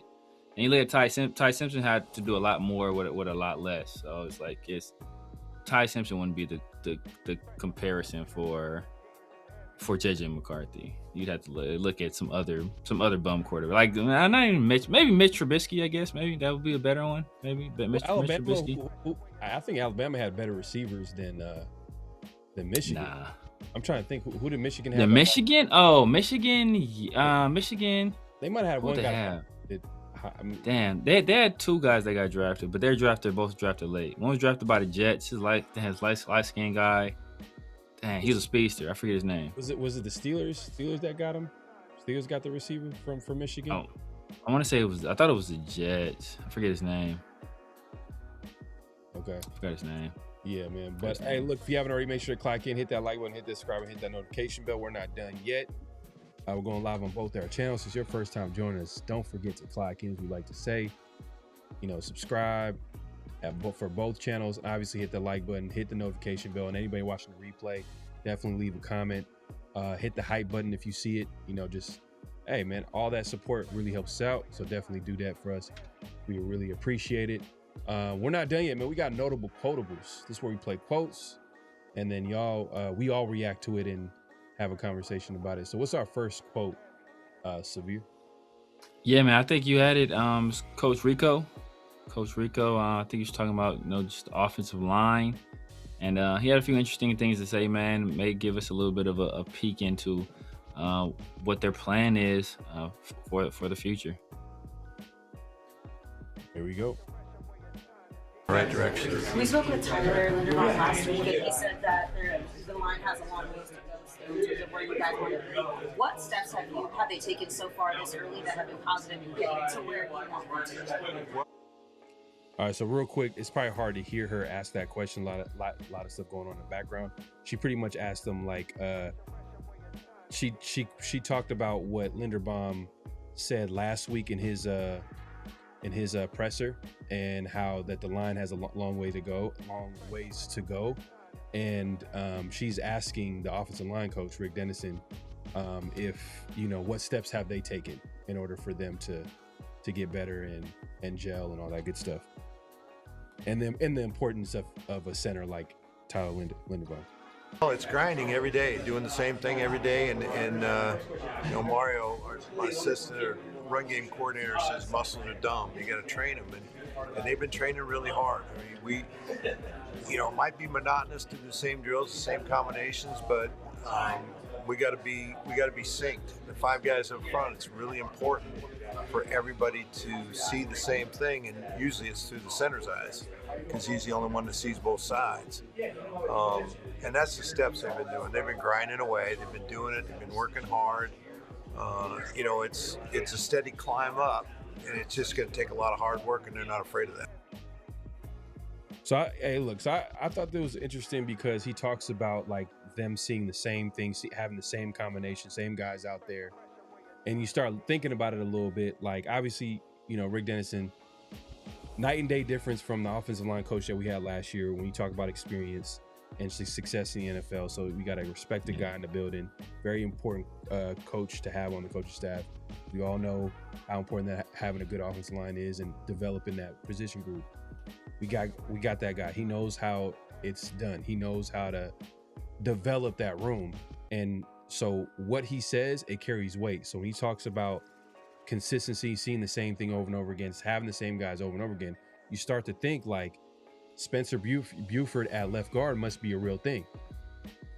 Glaze right now at right tackle must be a real thing. So, and these are obviously Colt Miller, JPJ, they're holding down their spots. And then I was Tyler Linderbaum. Those guys, we'll just assume that they're going to be the starters. Left guard, right tackle could be maybe the possible change, but it seems like he wants to get this combination of 5 guys. He wants to figure that out as soon as possible because he understands how important it is for them to get reps together and develop chemistry and play together, as well as, obviously just doing the same thing over and over again to develop some level of cohesion.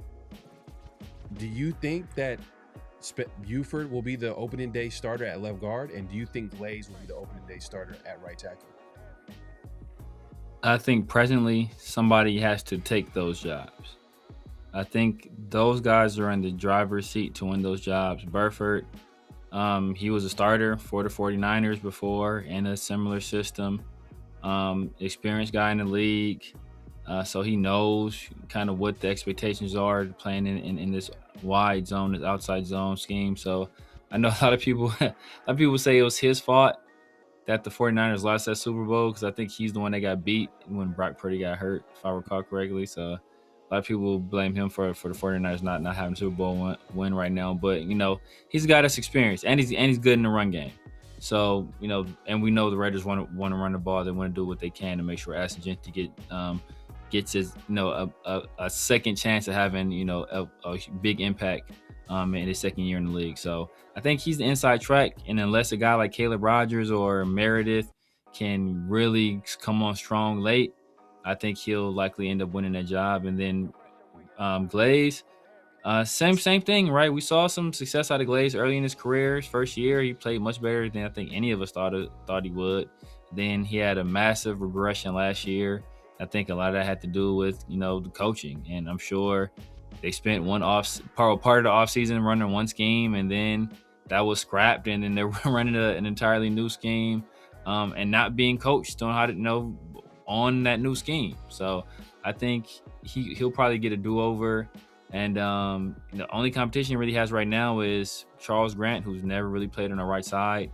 And then Trey Zune, who's, I think he spent most of his time at left tackle as well at Texas A&M. So 2 guys that are fairly new to the right side, both very inexperienced guys as well. So like he probably has an inside track on that job also. So like I said, unless somebody comes out and really just snatches that job out of their hands, I think that's likely our opening day starters. Yeah. I'm look, at the end of the day, like I want the best. Like I want the most talented guys to play, but then you can make an argument. It's not really about talent for talent. It's just who are the best 5 that play well together. Exactly. That's what it comes down to, offensive line. So like, if it's Glaze and Buford and they mesh well with the offensive line with JPJ, Linderbaum, and then obviously Cole Miller, then hey, look, I'm not mad at it. But preferably, the scenario I would like for it to play out would be like Charles Grant actually gives the coaches some pause as far as like to think about like, hey, maybe we should make this change because there's some talent, there's some level of like talent here with Charles Grant that we don't see with Glaze. Glaze, he's been a guy that's been a starter the last 3 seasons. Grant is a guy that he can give a full season to and evaluate him. And if they determine like, hey, you know what, Grant, we like him, but maybe he's not a guy that we could probably see as a starter moving forward, they can address that right tackle position in the draft, and knowing they can do it with confidence. Yeah. And they can easily do that. And I've said that, like, the trenches, right tackle could be a spot they can address in 2027 draft. Obviously, pass rusher, easily we could see them going after, especially because we don't know how the Max Crosby situation is going to unravel. And then if he is still with the team, who's on the opposite side of him? Because, like, the Raiders got to continue to build his defense, continue to add depth. Look at the talented teams. Look at the Jets. Look at the Browns. And I'm not saying, like, these teams are winning, but, like, look at how they're, like, just continuing to add talent to the point where it's undeniable, where, like, hey, look, the coach got to get it done. The quarterback need to get it done. That's the situation I want the Raiders to be in, where it's, like, no doubt that, like, Mendoza got to get it done, or, you know, Clint Kubiak has to get it done because he has all this talent on this football team. I don't think the Raiders have been in that position. They haven't been in that position in a while. Yeah. You'd be like, oh man, we've always had excuses. We all like, well, you know, Garrett Carr, when he was the quarterback, he's like, he didn't have this, he didn't have that, and this, that, third. To a point, you're right. Like, he didn't have all that. Yeah. But I think the Raiders need to.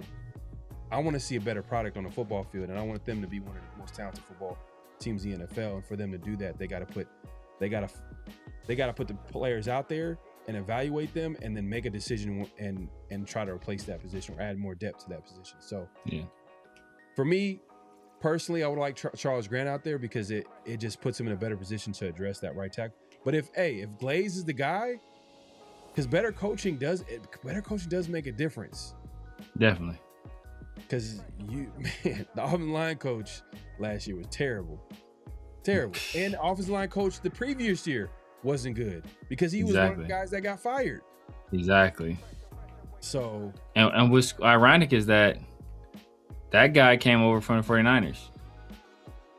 He was assistant offensive line coordinator, assistant offensive line coach with the 49ers, James Craig. So he came over. So, you know, like, you know, that's another guy. I think he was at LSU before that. You know, he had some success at LSU and with the 49ers, but obviously couldn't replicate that with us. But yeah, man, like, offensive line is one of the position groups where chemistry and cohesion is the most important, because you guys got to be on the same page. You guys all got to see it the same, read it the same, know how to react, you know when to help, how long to help, how much to help. Like, all of that stuff is important, and you have to make those, you know, decisions in the split second. So it's important those guys get as much work as possible together. So it's going to be imperative that they make their decision quickly. We've been hearing that Trey Zune is working on the right side. We heard that Charles Grant did get some work on the right side as well. I haven't heard about anything at left guard yet. You know, I don't think I've heard anything. I don't know if you've heard anything. I'm sure there's someone filling in on the second team at left guard. There's someone is, whether it's Meredith. Yeah, I think it's Meredith, but or Caleb Rogers. You know what I mean? I would even like Caleb Rogers to make it interesting at left guard. That would be interesting, because I know they took him in the third round the year prior, and that would be a nice little situation to unfold if that were to happen. But like I said, it's put out the best five that play well together. Right. That's what it really come down to. But it just sounds like Rick Dennison's trying to figure out this starting lineup sooner rather than later. Like, he's not going to waste any time, because he understands, like, how crucial it is for the same five to play with each other. You know, pause if necessary, man. I gotta. First of all, Hey, man, we appreciate everybody coming through. Make sure to clock in, hit that like button, hit that subscribe, hit that notification bell. Jesus says add Joey Bosa. Joey Bosa. Didn't he sign somewhere? I thought he signed. No, I don't know. Now, he was with the Bills last year, I think. I don't know if he's with anybody this year. Didn't he sign? I feel like he signed somewhere. I don't know. I don't remember. I know last year was I think it was the Bills last year. I don't know if I don't think he's still there though. I think that was a 1-year deal. Oh, I think the 49ers might have. Did the 49ers sign him to play with Nick? Oh, I didn't hear anything about that. Okay, I think it says 49. Okay, let me see. Oh yeah, he's still available. I think he's been linked to the 49ers because of his brother being there. That one makes sense if they need somebody opposite of him, because Mike Hill is kind of developing still, and then I forgot who else they got. So I think they added. Did they add Clea? I think they added Clea again. Clea was playing with them again. Yeah, man. I know we got one more notable quotable. And this one from Coach JB show. You know, Coach JB. You know, what can I say about Coach JB, man? But I think he had Sean King and Eric Weddle on the show, and it kind of leads a little bit back to the conversation we were talking about before, just around quarterbacks and the quarterback, you know, just the quarterback play in college football and in NFL. He had some interesting things to say about true freshman quarterback last year, Bryce Underwood, who's a Michigan, who's a 5-star recruit, number 1 recruit in the class, I want to say. And, you know, obviously started last year from Michigan. And mark my words, I was out there for spring ball. Don't be surprised if the backup's playing early, because that Underwood kid, you know, I don't think he could throw or play quarterback. So we'll see. Really? Boy, move Bryce Underwood to defensive end. It's like, I don't understand. Like, it's just quarterbacks in general, but I don't understand how the position's not being taught, like, from the pocket. Like, I try to teach, like Coach Gage, you are a quarterback first who can be an athlete. You're not an athlete who plays quarterback. So I have taught him from the ground up, from pocket awareness, from timing to footwork. Like, all that stuff matters, because at the end of the day, your athleticism can only take over so much. You get to the next level, everyone's as fast as you, everyone's as strong as you. Like, your mind, processing, pocket awareness, feel, and getting the ball out on time is what I've stressed to him most. So he goes on a little mini rant about the quarterback position, which makes me feel good about Mendoza, because I feel like he kind of projects well into playing the position that way. I think that's how he kind of plays. I think there is I think it's valid to, like, hey, he needs some development, especially from going under center, and that's going to be different from him playing from shotgun. I get it, which obviously we have Kirk Cousins, and to mitigate, you know, that process of him developing on that area. So give him some time. But he makes some good points, man. He makes some good points, and I think that's the state of the quarterback position. I think everybody wants to, and I've been guilty of this too. I want to get a quarterback that's athletic, but you don't want an athlete playing the quarterback position. You want a quarterback that is a good quarterback first.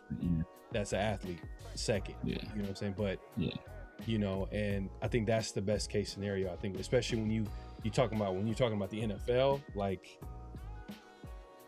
that's what it really come down to. I mean, what's your take on the comments by Eric Weddle, former safety? Hey, didn't the Raiders try to go after him? I feel like the Raiders tried to go after him. I think they did try to go after him. He ended up going to the Ravens instead of coming to us. Yeah. So he went from the Chargers to the Ravens to finish out his career, which is ironic, because I think he probably played with Lamar. But that's neither here nor there. But you know. But Lamar, though, can play the quarterback position, though. That's not what people said early in his career. Yeah, early in his career. But there was a development there. Exactly. So that's why I'm saying you take into account that he's talking about Bryce Underwood, who was a true freshman last year, whose head coach, we all know what his head coach was doing, who also didn't have a dedicated quarterback coach last year either. So he's a 5-star recruit, true freshman, playing in the toughest or the second toughest conference in all of football, whether you think it's the Big Ten or SEC. He's in the Big Ten. Yeah. For one of the more storied franchises. All the pressure, playing in Ann Arbor, in the elements, in the big house. Well, I don't know if they played Ohio State last year. No, they did play Ohio State last year, I want to say. Yeah, they played Did they play? Nah, they might have played Ohio State, but they played it in the elements in a lot of these stadiums. So he's a guy that's having to deal with these conditions as a 17, 18-year-old kid with no quarterback coach, right? So he's going through all of this stuff, trying to learn how to play without that dedicated guidance. So, and you want to judge him what he's doing as a true freshman. If we judged all these quarterbacks on what they did as true freshmen, we think all of them was trash. People thought K. Klubnik was trash for the longest time, and then as a junior or sophomore, junior, he was considered one of the better NFL prospects at the quarterback position, right? Like you see it time and time again. These guys come in and play as young men playing against grown men, because you're a true freshman, 17, 18-year-old kids a lot of time playing against fully guys that are 6 months away from being drafted in the NFL, right? So it's like it's not going to look like a finished product. You wouldn't expect it to look like a finished product. So got to give this guy some time to develop. And I mean, the thing about college is that college, their job isn't to get guys ready to play in the NFL or teach them how to play quarterback position. The job is to win games. So a lot of times these guys aren't being taught like how to go through progressions and how to make full field reads. And I was like, Mendoza doesn't know how a lot of that stuff. He didn't do a lot of that stuff at Indiana. And, and people say, well, it's Kirk Cignetti's fault. Yeah, it's Kirk Cignetti's fault, because Kirk Cignetti's job wasn't to prepare Mendoza for the NFL. It was to win games. And guess what? He got Mendoza to win games and win a Heisman Trophy and go 16-0. So the guy that's, one of the more well-prepared quarterbacks coming out of college in recent years, that especially in terms of preparation and mechanics and attention to detail, he still has vast amounts of stuff that he didn't do well in college when it came to playing the quarterback position. So you're comparing a guy that's been in college for 4 years to a kid who spent 1 year in college. Like it's ridiculous. I just think he needs to pump the brakes, hold his horses, and let the kid develop. Let him get with a quarterback. He's learning a new offense too. So let the kid go through this growing pains. I guess because he's tough on it, because he's a former NFL player. He's coaching his son, and he's telling him how to. And this is kind of like to a bigger conversation, even when you hear guys like Tom Brady talk about how the quarterback position is developed, it's night and day difference to where he was able to learn. I feel like there's a lot more quarterback gurus these days than there was before. So yeah. I think guys are working on their game a lot earlier than I think previous quarterbacks, but they're learning the position a lot differently, or they're learning how to play the position a lot differently than they did before, which is, obviously all the fundamentals that you want to do, from winning in the pocket and all that good stuff, right? So I think, but that's the thing, they learn all of that stuff.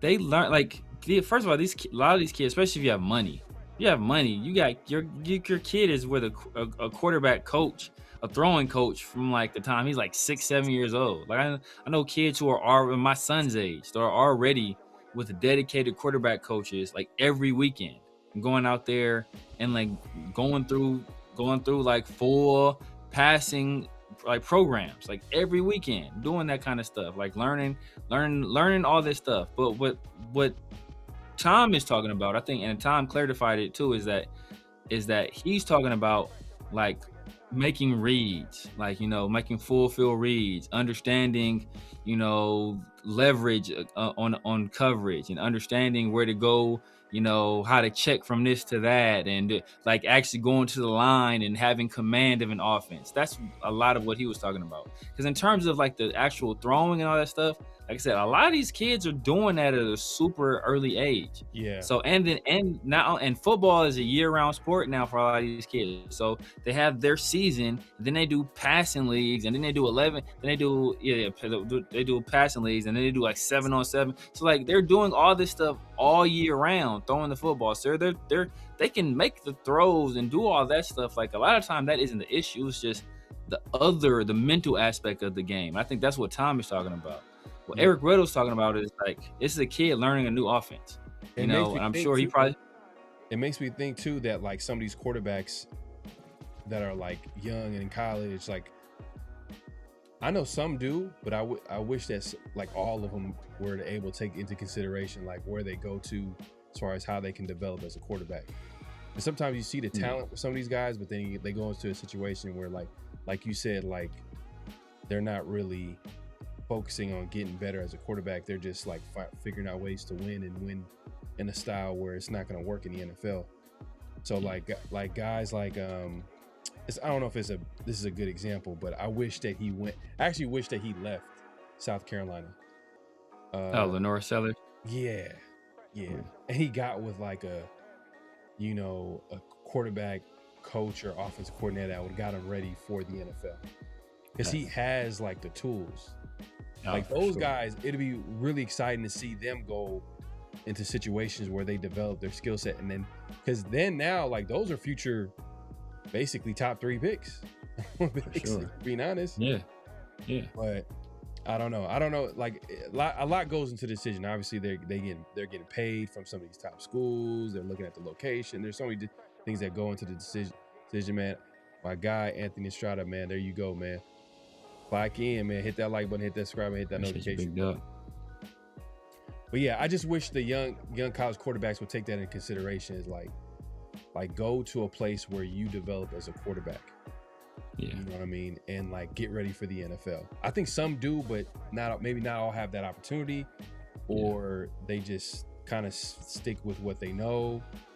But like that to me, guys like Lenore Sellers and you know what I mean, some of these young quarterbacks, like even for he's not going to be playing in college football anymore. And Brandon Sorsby, I wanted him to go into an offense where he prepares them for the NFL, kind of.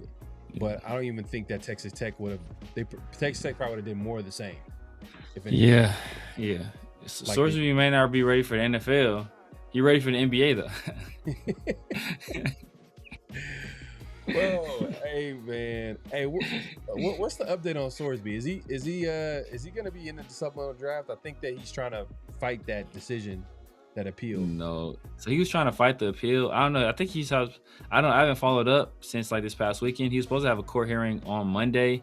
Basically, the NCAA was like, look, if we allow him to play, like there's like basically no player that ever has bet on sports has been allowed to play like in that league, for their league, like again, right? So it's like, so you want us to break this precedent to let this guy play under the guise of like, I think he said it was some mental health issues. He's like, well, if you do that, basically NCAA said if you do that, then every time somebody gets caught gambling, then they can just claim this same mental health issue and go to therapy for a little while and be eligible to play again. They're like, no, we're like, we don't want to start this precedent. So it's like the NCAA has put their foot down. Like he's like, hey, you know what? They literally said, hey, he's free to play football at any other level he wants to, but we are not going to allow him to play at NCAA. Right. Yeah, that's a crazy situation.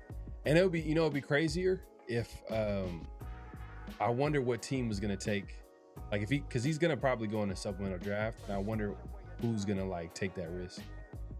Depending on the team, it's going to be super intriguing. Like the Rams. Man, if the Rams do it, like Sean McVay. Yeah. Sean McVay. Like I'm kind of disappointed that Ty Simpson went to the Rams, just because I wanted Sean McVay to work with one of these super toolsy guys. I mean, Stafford is basically that. Like, you got a cannon of arm.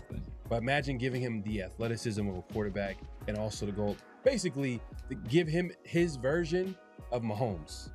Exactly. Like that'd be crazy. And I think San Francisco tried to do that with Trey Lance, but it just didn't work out. Exactly. But if you get one of these offensive, like, it can go left. Obviously, Trey Lance didn't work out, but Mahomes did with Andy Reid, and you seen what happened. Yeah. Like, he turned into the best quarterback in the league based off his talent, but also the way Andy Reid coaches and develops that position. Yeah. And like Sorsby is the thing about Trey Lance is Trey Lance played like 1 year in college football, and he had like a little fake like few games because of COVID and he's playing at North Dakota State. Sorsby has actually played. Salute. I think it's Ben.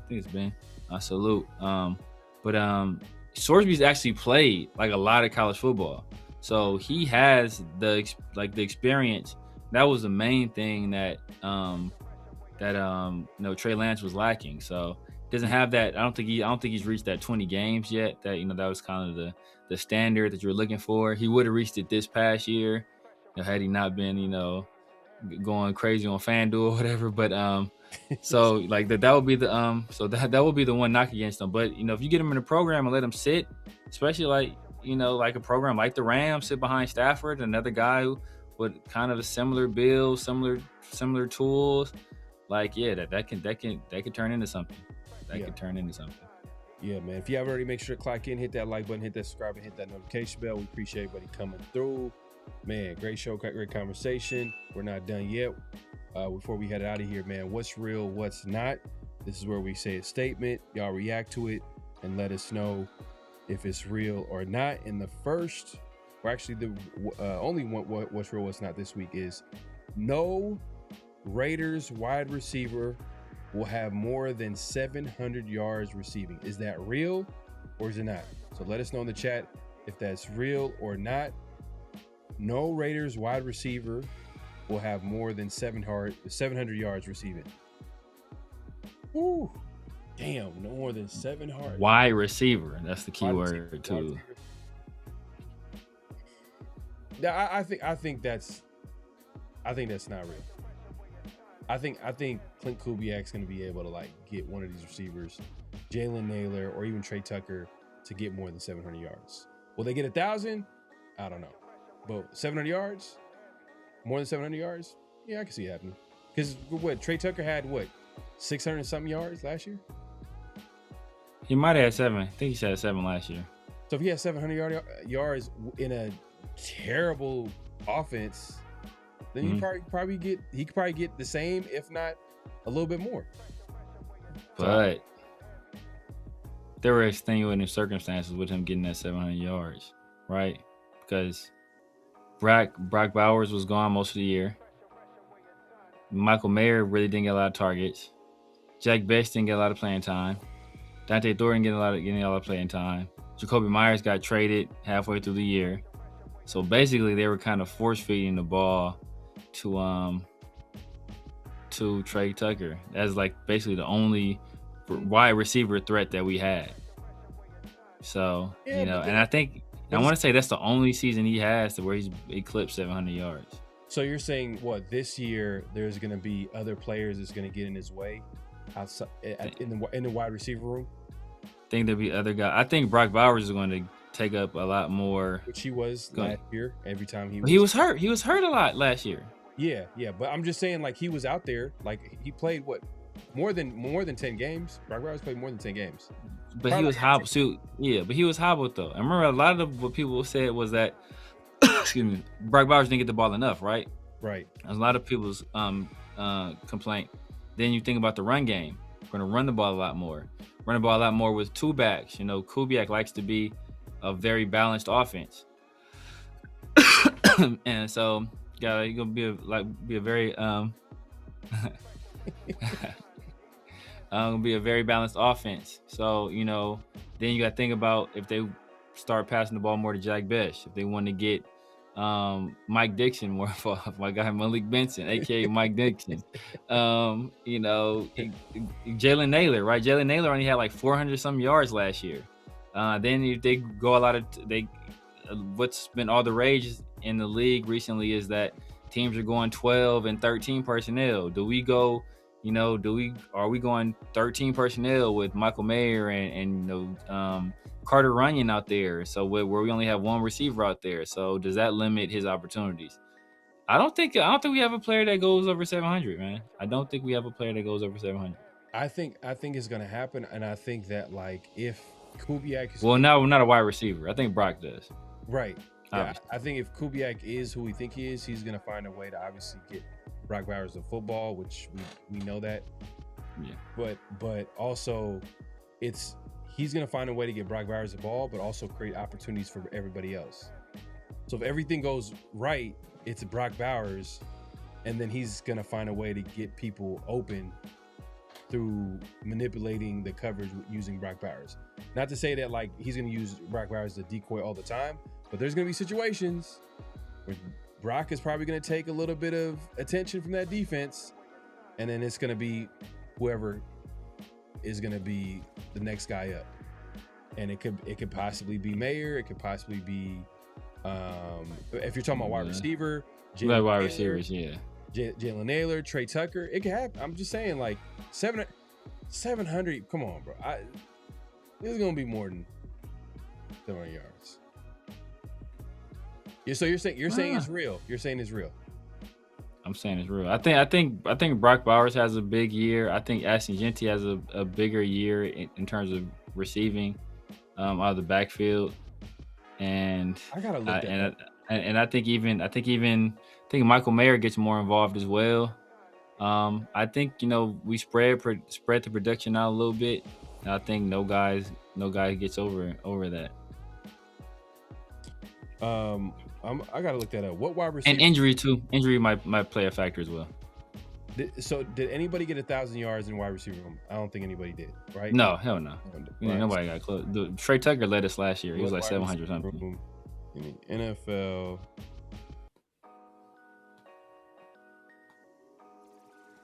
Let's see if I can get this. Man, that.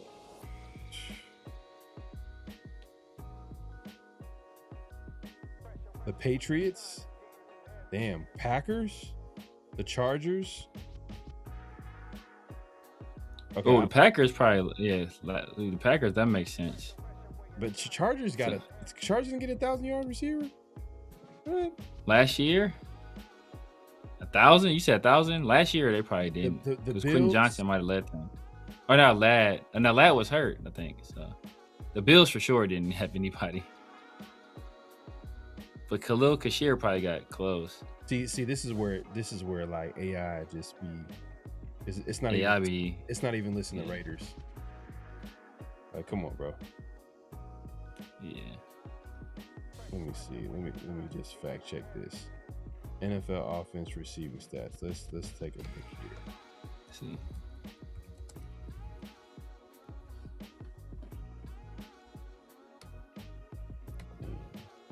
I'm trying to see.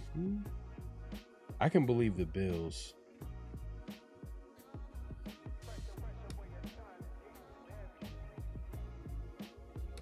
The Bills, yeah. The Bills will make sense. Let's see. Yeah, the Bills. Khalil Kashir last year got 719. That was the top guy, but yeah, everybody else he played all 16 games. He barely got 719. And Khalil, you can make the argument Khalil Kashir is better than every receiver we have. Which is sad. The Dolphins, Jalen Waddle. I forgot they had Jalen Waddle last year. So he had 910.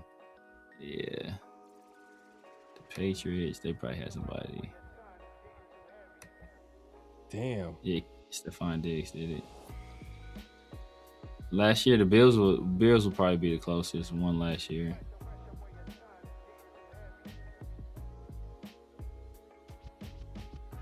Oh no, Titans. Keenan Allen led the team with 777 yards. Oh, so last year's Titans team, their leading receiver was Alec Iomanner, the player I wanted to draft over Jack Bash, by the way. But he got 515 yards. Their leading receiver overall was Chig Okonkwo, who had 560 yards. So yeah, look. Damn, these teams. Hey, it's kind of surprising that a lot of teams kind of struggle to produce 1,000-yard receiver, like especially in today's NFL, where damn. Hey, low key, man. Hey, defense has been clapping down offenses, man. Even with the rules. Not for sure. Like they figure out a way. So yeah, see the Packers last year, their leading receiver was Romeo Doubs, who was way better than any receiver, and he had 724 yards. He's way better than any receiver we have in our team. And they're gonna run a similar style of game to us, where they run the ball a lot. You know, Josh Jacobs had 234 carries. Emmanuel Wilson had 125. Their leading wide receiver was Romeo Doubs with 724. He was way better than any receiver on our team currently. And then their second leading receiver was Christian Watson, but he was hurt. So if he didn't get hurt, he would have did it. He would probably had 1,000. He had 611 in 10 games. But right after that, yes, Tucker Kraft. He only played 8 games, 49. But he's a tight end. Matthew Golden didn't get a lot of run, but 361. So yeah. So if it wasn't for Romeo Doubs, it was 724. So a lot of these teams got one guy over that 700 mark, and every guy is better than every receiver on our team right now. And these aren't you could think maybe, you could say the Titans don't really have a great head coach offensively. TK saying, let's make a friendly wager. Severe loser has to wear SGA fit from flag on a play. I'm not wagering that at all, bro. That's too risky, man. Never in a million years. That's way too risky. Not wagering that at all. DK's trying to go for that. Look, I'm not that confident in my prediction. I'm not confident in my prediction. Especially if it's a situation where a receiver got like 600 yards or 600 some yards or whatever. That's what I'm saying. I think Bash will step up a little bit. I think Naylor had 400 something yards last year. He'll step up to like 600 something. Tucker will take a step back. I think Michael Mayer might step up a little bit. Carter Runyon probably gets a little more targets if we run 13 personnel more. Brock has way more production this year than he did last year because he'll be healthy. And then I think we run the ball a lot more than we do last year, just by virtue of Clint winning that balanced attack. So I think there's a strong possibility that we don't have a guy, but there's a possibility that Trey Tucker has a big year. Let me look at Seattle. Obviously, JSN. It was JSN. I know JSN, but I'm trying to look at like this nobody else. Yeah, maybe Shaheed. I wanted to see how the offense was distributed after JSN, because that might be a dead giveaway there, because like Brock Bowers is probably going to be up. He's going to be in a situation. He's going to be the JSN. Yep, he's going to be the JSN of offense, and then damn, JSN at 17 though. God, damn near 18. Yeah, that's what I'm saying. See, look, never mind. Let me see. Seattle. Yeah, see, JSN had 18, and then the next person was Cooper Kupp with 593. Then after that, AJ Barner tight end at 519, and after that, Kenneth Walker 282. So it was JSN only, and then Kenneth Walker, they ran the ball 507 times, which is kind of a lot. But yeah, JSN had all the production, and then after JSN, they didn't have a single receiver over six. Not another receiver over 600. So JSN with 1,800, and not another receiver over 600. Damn. So you're telling me that Clint Kubiak doesn't believe in a balanced attack? He does, but just in the wide receiver room, he's just gonna in the wide receiver room. So he's just gonna get the ball he's gonna Brock. Get the ball. Yeah. Well, I ain't mad at that. You got to give the ball to the playmakers. He's the only reliable guy we got. Yeah. We got some other maybes. Damn, you know what? Genty might get into the receiving action. That it'd be hella nasty. If Genty gets 700 yards, 700 something yards, he's the second. Oh, I can see it because he didn't have a receiver on the team. That's disgusting. He didn't because Clint didn't have a back that can really receive last year. Because K9 is a terrible receiver. Genty's a really good receiver. Yeah. But him being the second leading receiver, if that happens, that is nasty though. And that's nasty. Basically man. If you're a receiver, you got to be disgusted by it. Like if you're a receiver on that team, you got to be like, damn, like. Look, you got to squeeze all the value out of this running back though, right? You might have to. Yeah, man, it is what it is. My guy Salvatore says Christian McCaffrey got 924 receiving yards in 2025. That might mean Genty may go off this year. But 2025, not even that. That wasn't Kubiak though. Remember we looked up Kamara and what he did in Kubiak's offense? It's like 500 something yards, I believe. Was it 500? Yeah, it was something low. low. Oh, that was his year where he had like his best rushing performance, right? He had one of his better rushing performances, I want to say. One of his better rushing performances. A solid, I think top five pass receiving performance, but not one of his best. Well, I guess one of his best, but like not like the top. It was his best from a total output. Let me see. Yeah, it is. 950 yards rushing. That was the most. Yeah. So I'm saying, it was one of his better rushing years. Yeah, I'm talking about like receiving. Oh, receiving? Yeah. 500 yards from running back is good. But that's, if you're talking about Kamara standards. Like, exactly. You're looking at Kamara standards. But the thing is, though, he built up his standards like his first 2 years of his career. But even look at Kamara was the second leading receiver on the team, and he was behind the tight end by 5 yards. Oh, this year everybody was hurt though. In 2020. Yeah, he was the second leading receiver on the team, behind Taron Johnson. Taron Johnson put up 548 yards. Kamara put up 543. Foster Moreau was third with 413. Mayer. So basically, it's gonna be Bowers and Mayer show. Bowers, Mayer, and Genty show, basically. But you can't. I mean, that's not an accurate look because that's the year Chris Olave and Shaheed both got hurt. So, but just realistically, if you're looking at the talent, that's basically. Oh yeah. It's gonna be. For Bowers, sure. Genty, and then Mayer's arguably third. He's mixing Jalen Naylor. Yeah. And then like after that, it's kind of a toss up. Yeah. Yeah. Damn. Yeah, Kubiak don't play around. He's like, I'm giving the ball to my player. He might the best player. So McBride actually broke Bowers' record last year. For tight end? I think catches. McBride. Trey McBride. What did he finish with last year? I think he was like all-pro. He had an all-pro year last year. Yeah, he finished as the best receiver or best tight end in the league last year. As far as from a statistical output, he had 126 receptions. Yeah, he put up 1,239 yards too. So he led that team in receiving. Damn, he had 111 in 2024 for 1,100 yards, and he had 126 last year for 1,200 plus yards. Yeah. Damn.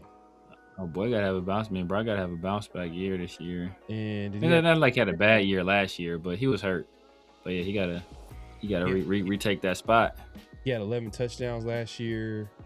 Damn, he had a crazy year last year. McBride? Yeah. Off. Yeah. Played all 17 games. 17 games started. He didn't miss a game. 100, but he did get 169 targets. But 126 catches though. That's pretty impressive. That's hella good. Yeah. That's pretty good, man. That's pretty good.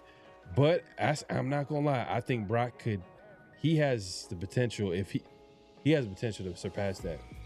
Oh, for sure. 126 is a lot, though. I ain't gonna front. That is for sure. But I think Brock has that potential. If he did his 112 his rookie year, and now if you give him a good play caller, good offense, and now a whole offseason where they're like, we're gonna give you the ball, and he's basically this is his third year in the league. Yeah. Third year, man. That's a breakout year. Yeah. That's where players figure it out. Or they're supposed to figure it out. Damn, McBride, I was kind of saying McBride. Damn. So it's McBride and Bowers, basically. Two top tight ends. Yeah. Then everybody else from a receiving standpoint. Sam. Yeah. Sam Laporta. Nah, Cal Pitts had a good year, but I don't think he's quite those guys. Yeah. Same thing with Sam Laporta. Like, they're good, but they're not great. Yeah. They're good. They're not. They're good. They're not McBride or McBride. You can make an argument, but McBride has kind of like. Is he better than Bowers? He's not more talented than Bowers, but he was better than Bowers last year. Yeah, but yeah, because Bowers is hurt. Yeah. I mean, right now, if you're ranking tight ends, you put Trey McBride at number 1, just based off recency. But and the fact that Brock came into the league with injury concerns. But Bowers just gets it at will. Like, he gets open at will. Trey is like that too, man. People sleep on Trey. Trey's not the athlete that Brock is. No. But Trey gets busy, man. The only thing is like, damn, like, we've never seen Brock actually play with a like actual creative or good play caller. Like a good offense, good play call. Like, we never seen that. Yeah. And then now you give him a Cousins. But have you seen that out of Trey either though? That's the thing. Yeah, that's a good point. Who did McBride have last year? He had, I don't know. His head coach was a defensive guy. I don't know who their offensive coordinator was. Yeah. And it's kind of similar situation. There's nobody else on offense. I'm trying to think. Nah, I mean, which guy they have? They have Michael Wilson and Marvin Harrison Jr. Yeah. Hey, before we get head out of here, this is a random. I don't know if I brought this up to you. Would you trade for Marvin Harrison Jr.? Hell yeah. For what would be the highest if you're the Raiders? What's the highest you would give him? Because I think he would fit in perfectly with Mendoza. If I'm the Raiders, what am I giving? Probably right now he's third year in the league. I'm gonna give it a third for him. I low key would. I'm wanting to say second, but since you only have like that 1 year before you got to make the decision on his 5th-year option, that's why I'm only saying the third. But yeah, I mean, we drafted Trey down. He's probably like Trey down Stooks' age. Be real honest. He's like 24, 25. So he's still me. So not like we were opposed to drafting like a little bit of an older prospect, because you still have some runway with them to get the most out of them. There's shots there. There's little shots too, but but it's just real. It's real. If we were willing to do it we were willing to draft a 25-year-old safety, and safety is kind of like a. He's 23. Huh? He's 23. Yeah. He's gonna be turning 24 August. Okay, so he's 3 years in the league. He's a year younger than Trey. Neither here nor there. But so if we're willing to draft an older guy, right, because of traits at safety, which is I guess the value of safety is coming back, but for the most part, it's been considered a devalued position for a while. Like, why not do it at a premium position, which is wide receiver? Damn, LS. Damn, LS. I think you want Genty to fail. I think LS wants Genty to fail so he can laugh. Genty be lucky to run for 700 yards. Damn, bro. Yeah, look, y'all think I don't like Genty. LS despises Genty. I just don't. Look, I just don't think we should have took him at 6. Still don't think we should have took him at 6. Well, if we had Ted Rowe right now, we wouldn't be talking about this.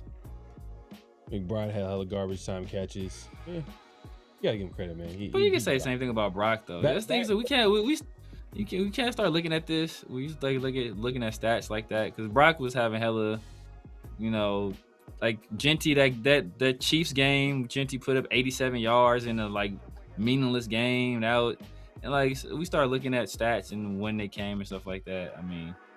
All our stats are garbage stats because both of our teams suck. So it's like right. Back-to-back 100 plus catch years though. You can't. Yeah, you gotta give him credit a little bit. With John, I think coach was Jonathan Gannon. Who was the offensive coordinator though? I can't remember what offensive coordinator. Jonathan Gannon for sure in 2024, 2025. Damn, who was the coach for? Oh, was it Jonathan Gannon last year? It was both years. Both years was Jonathan Gannon. I think he got fired during the season.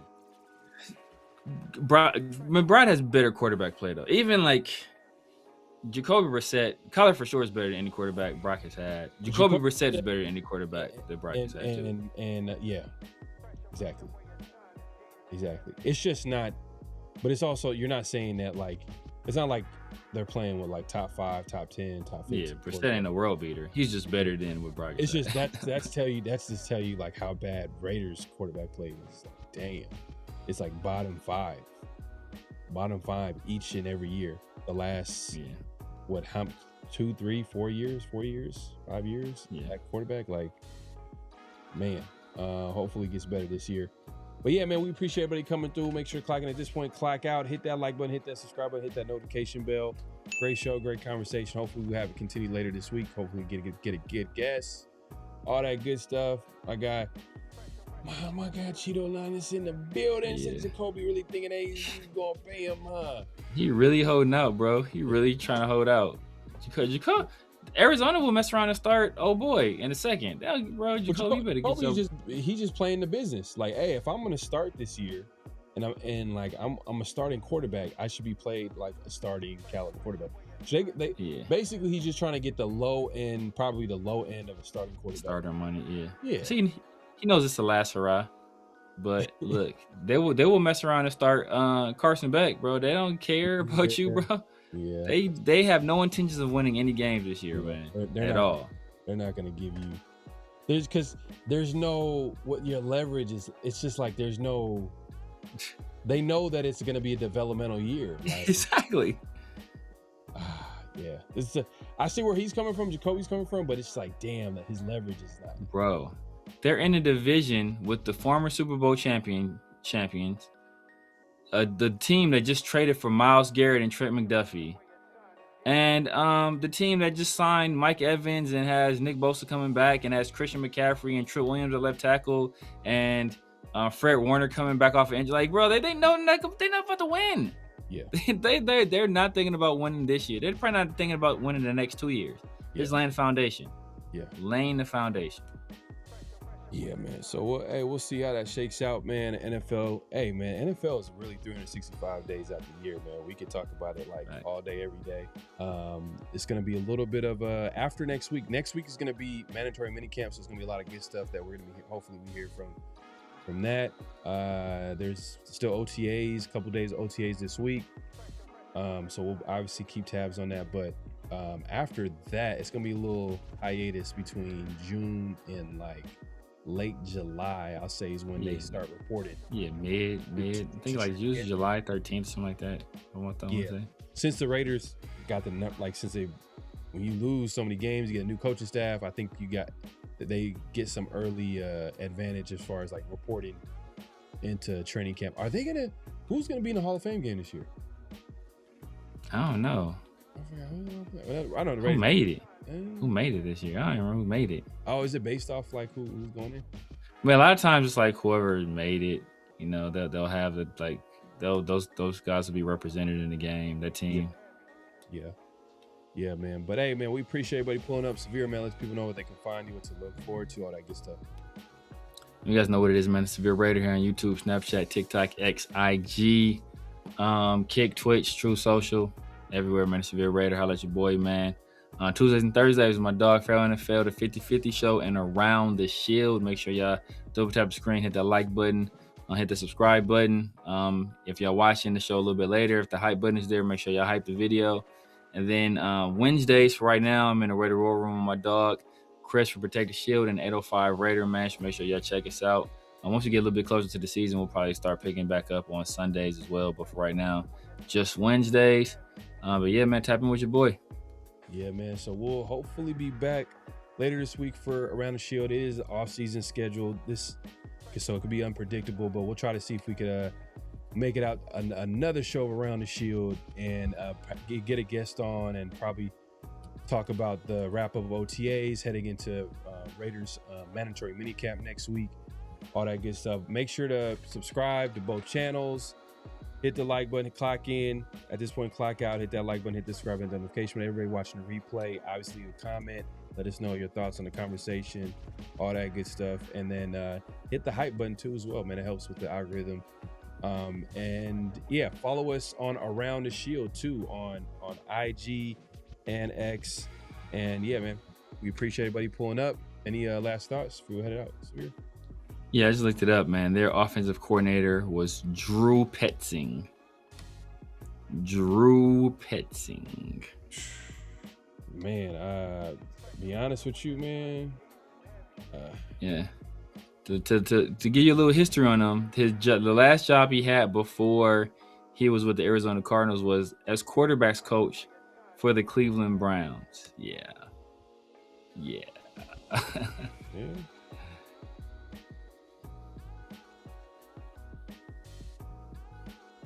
Did I lose you? No, you hear me?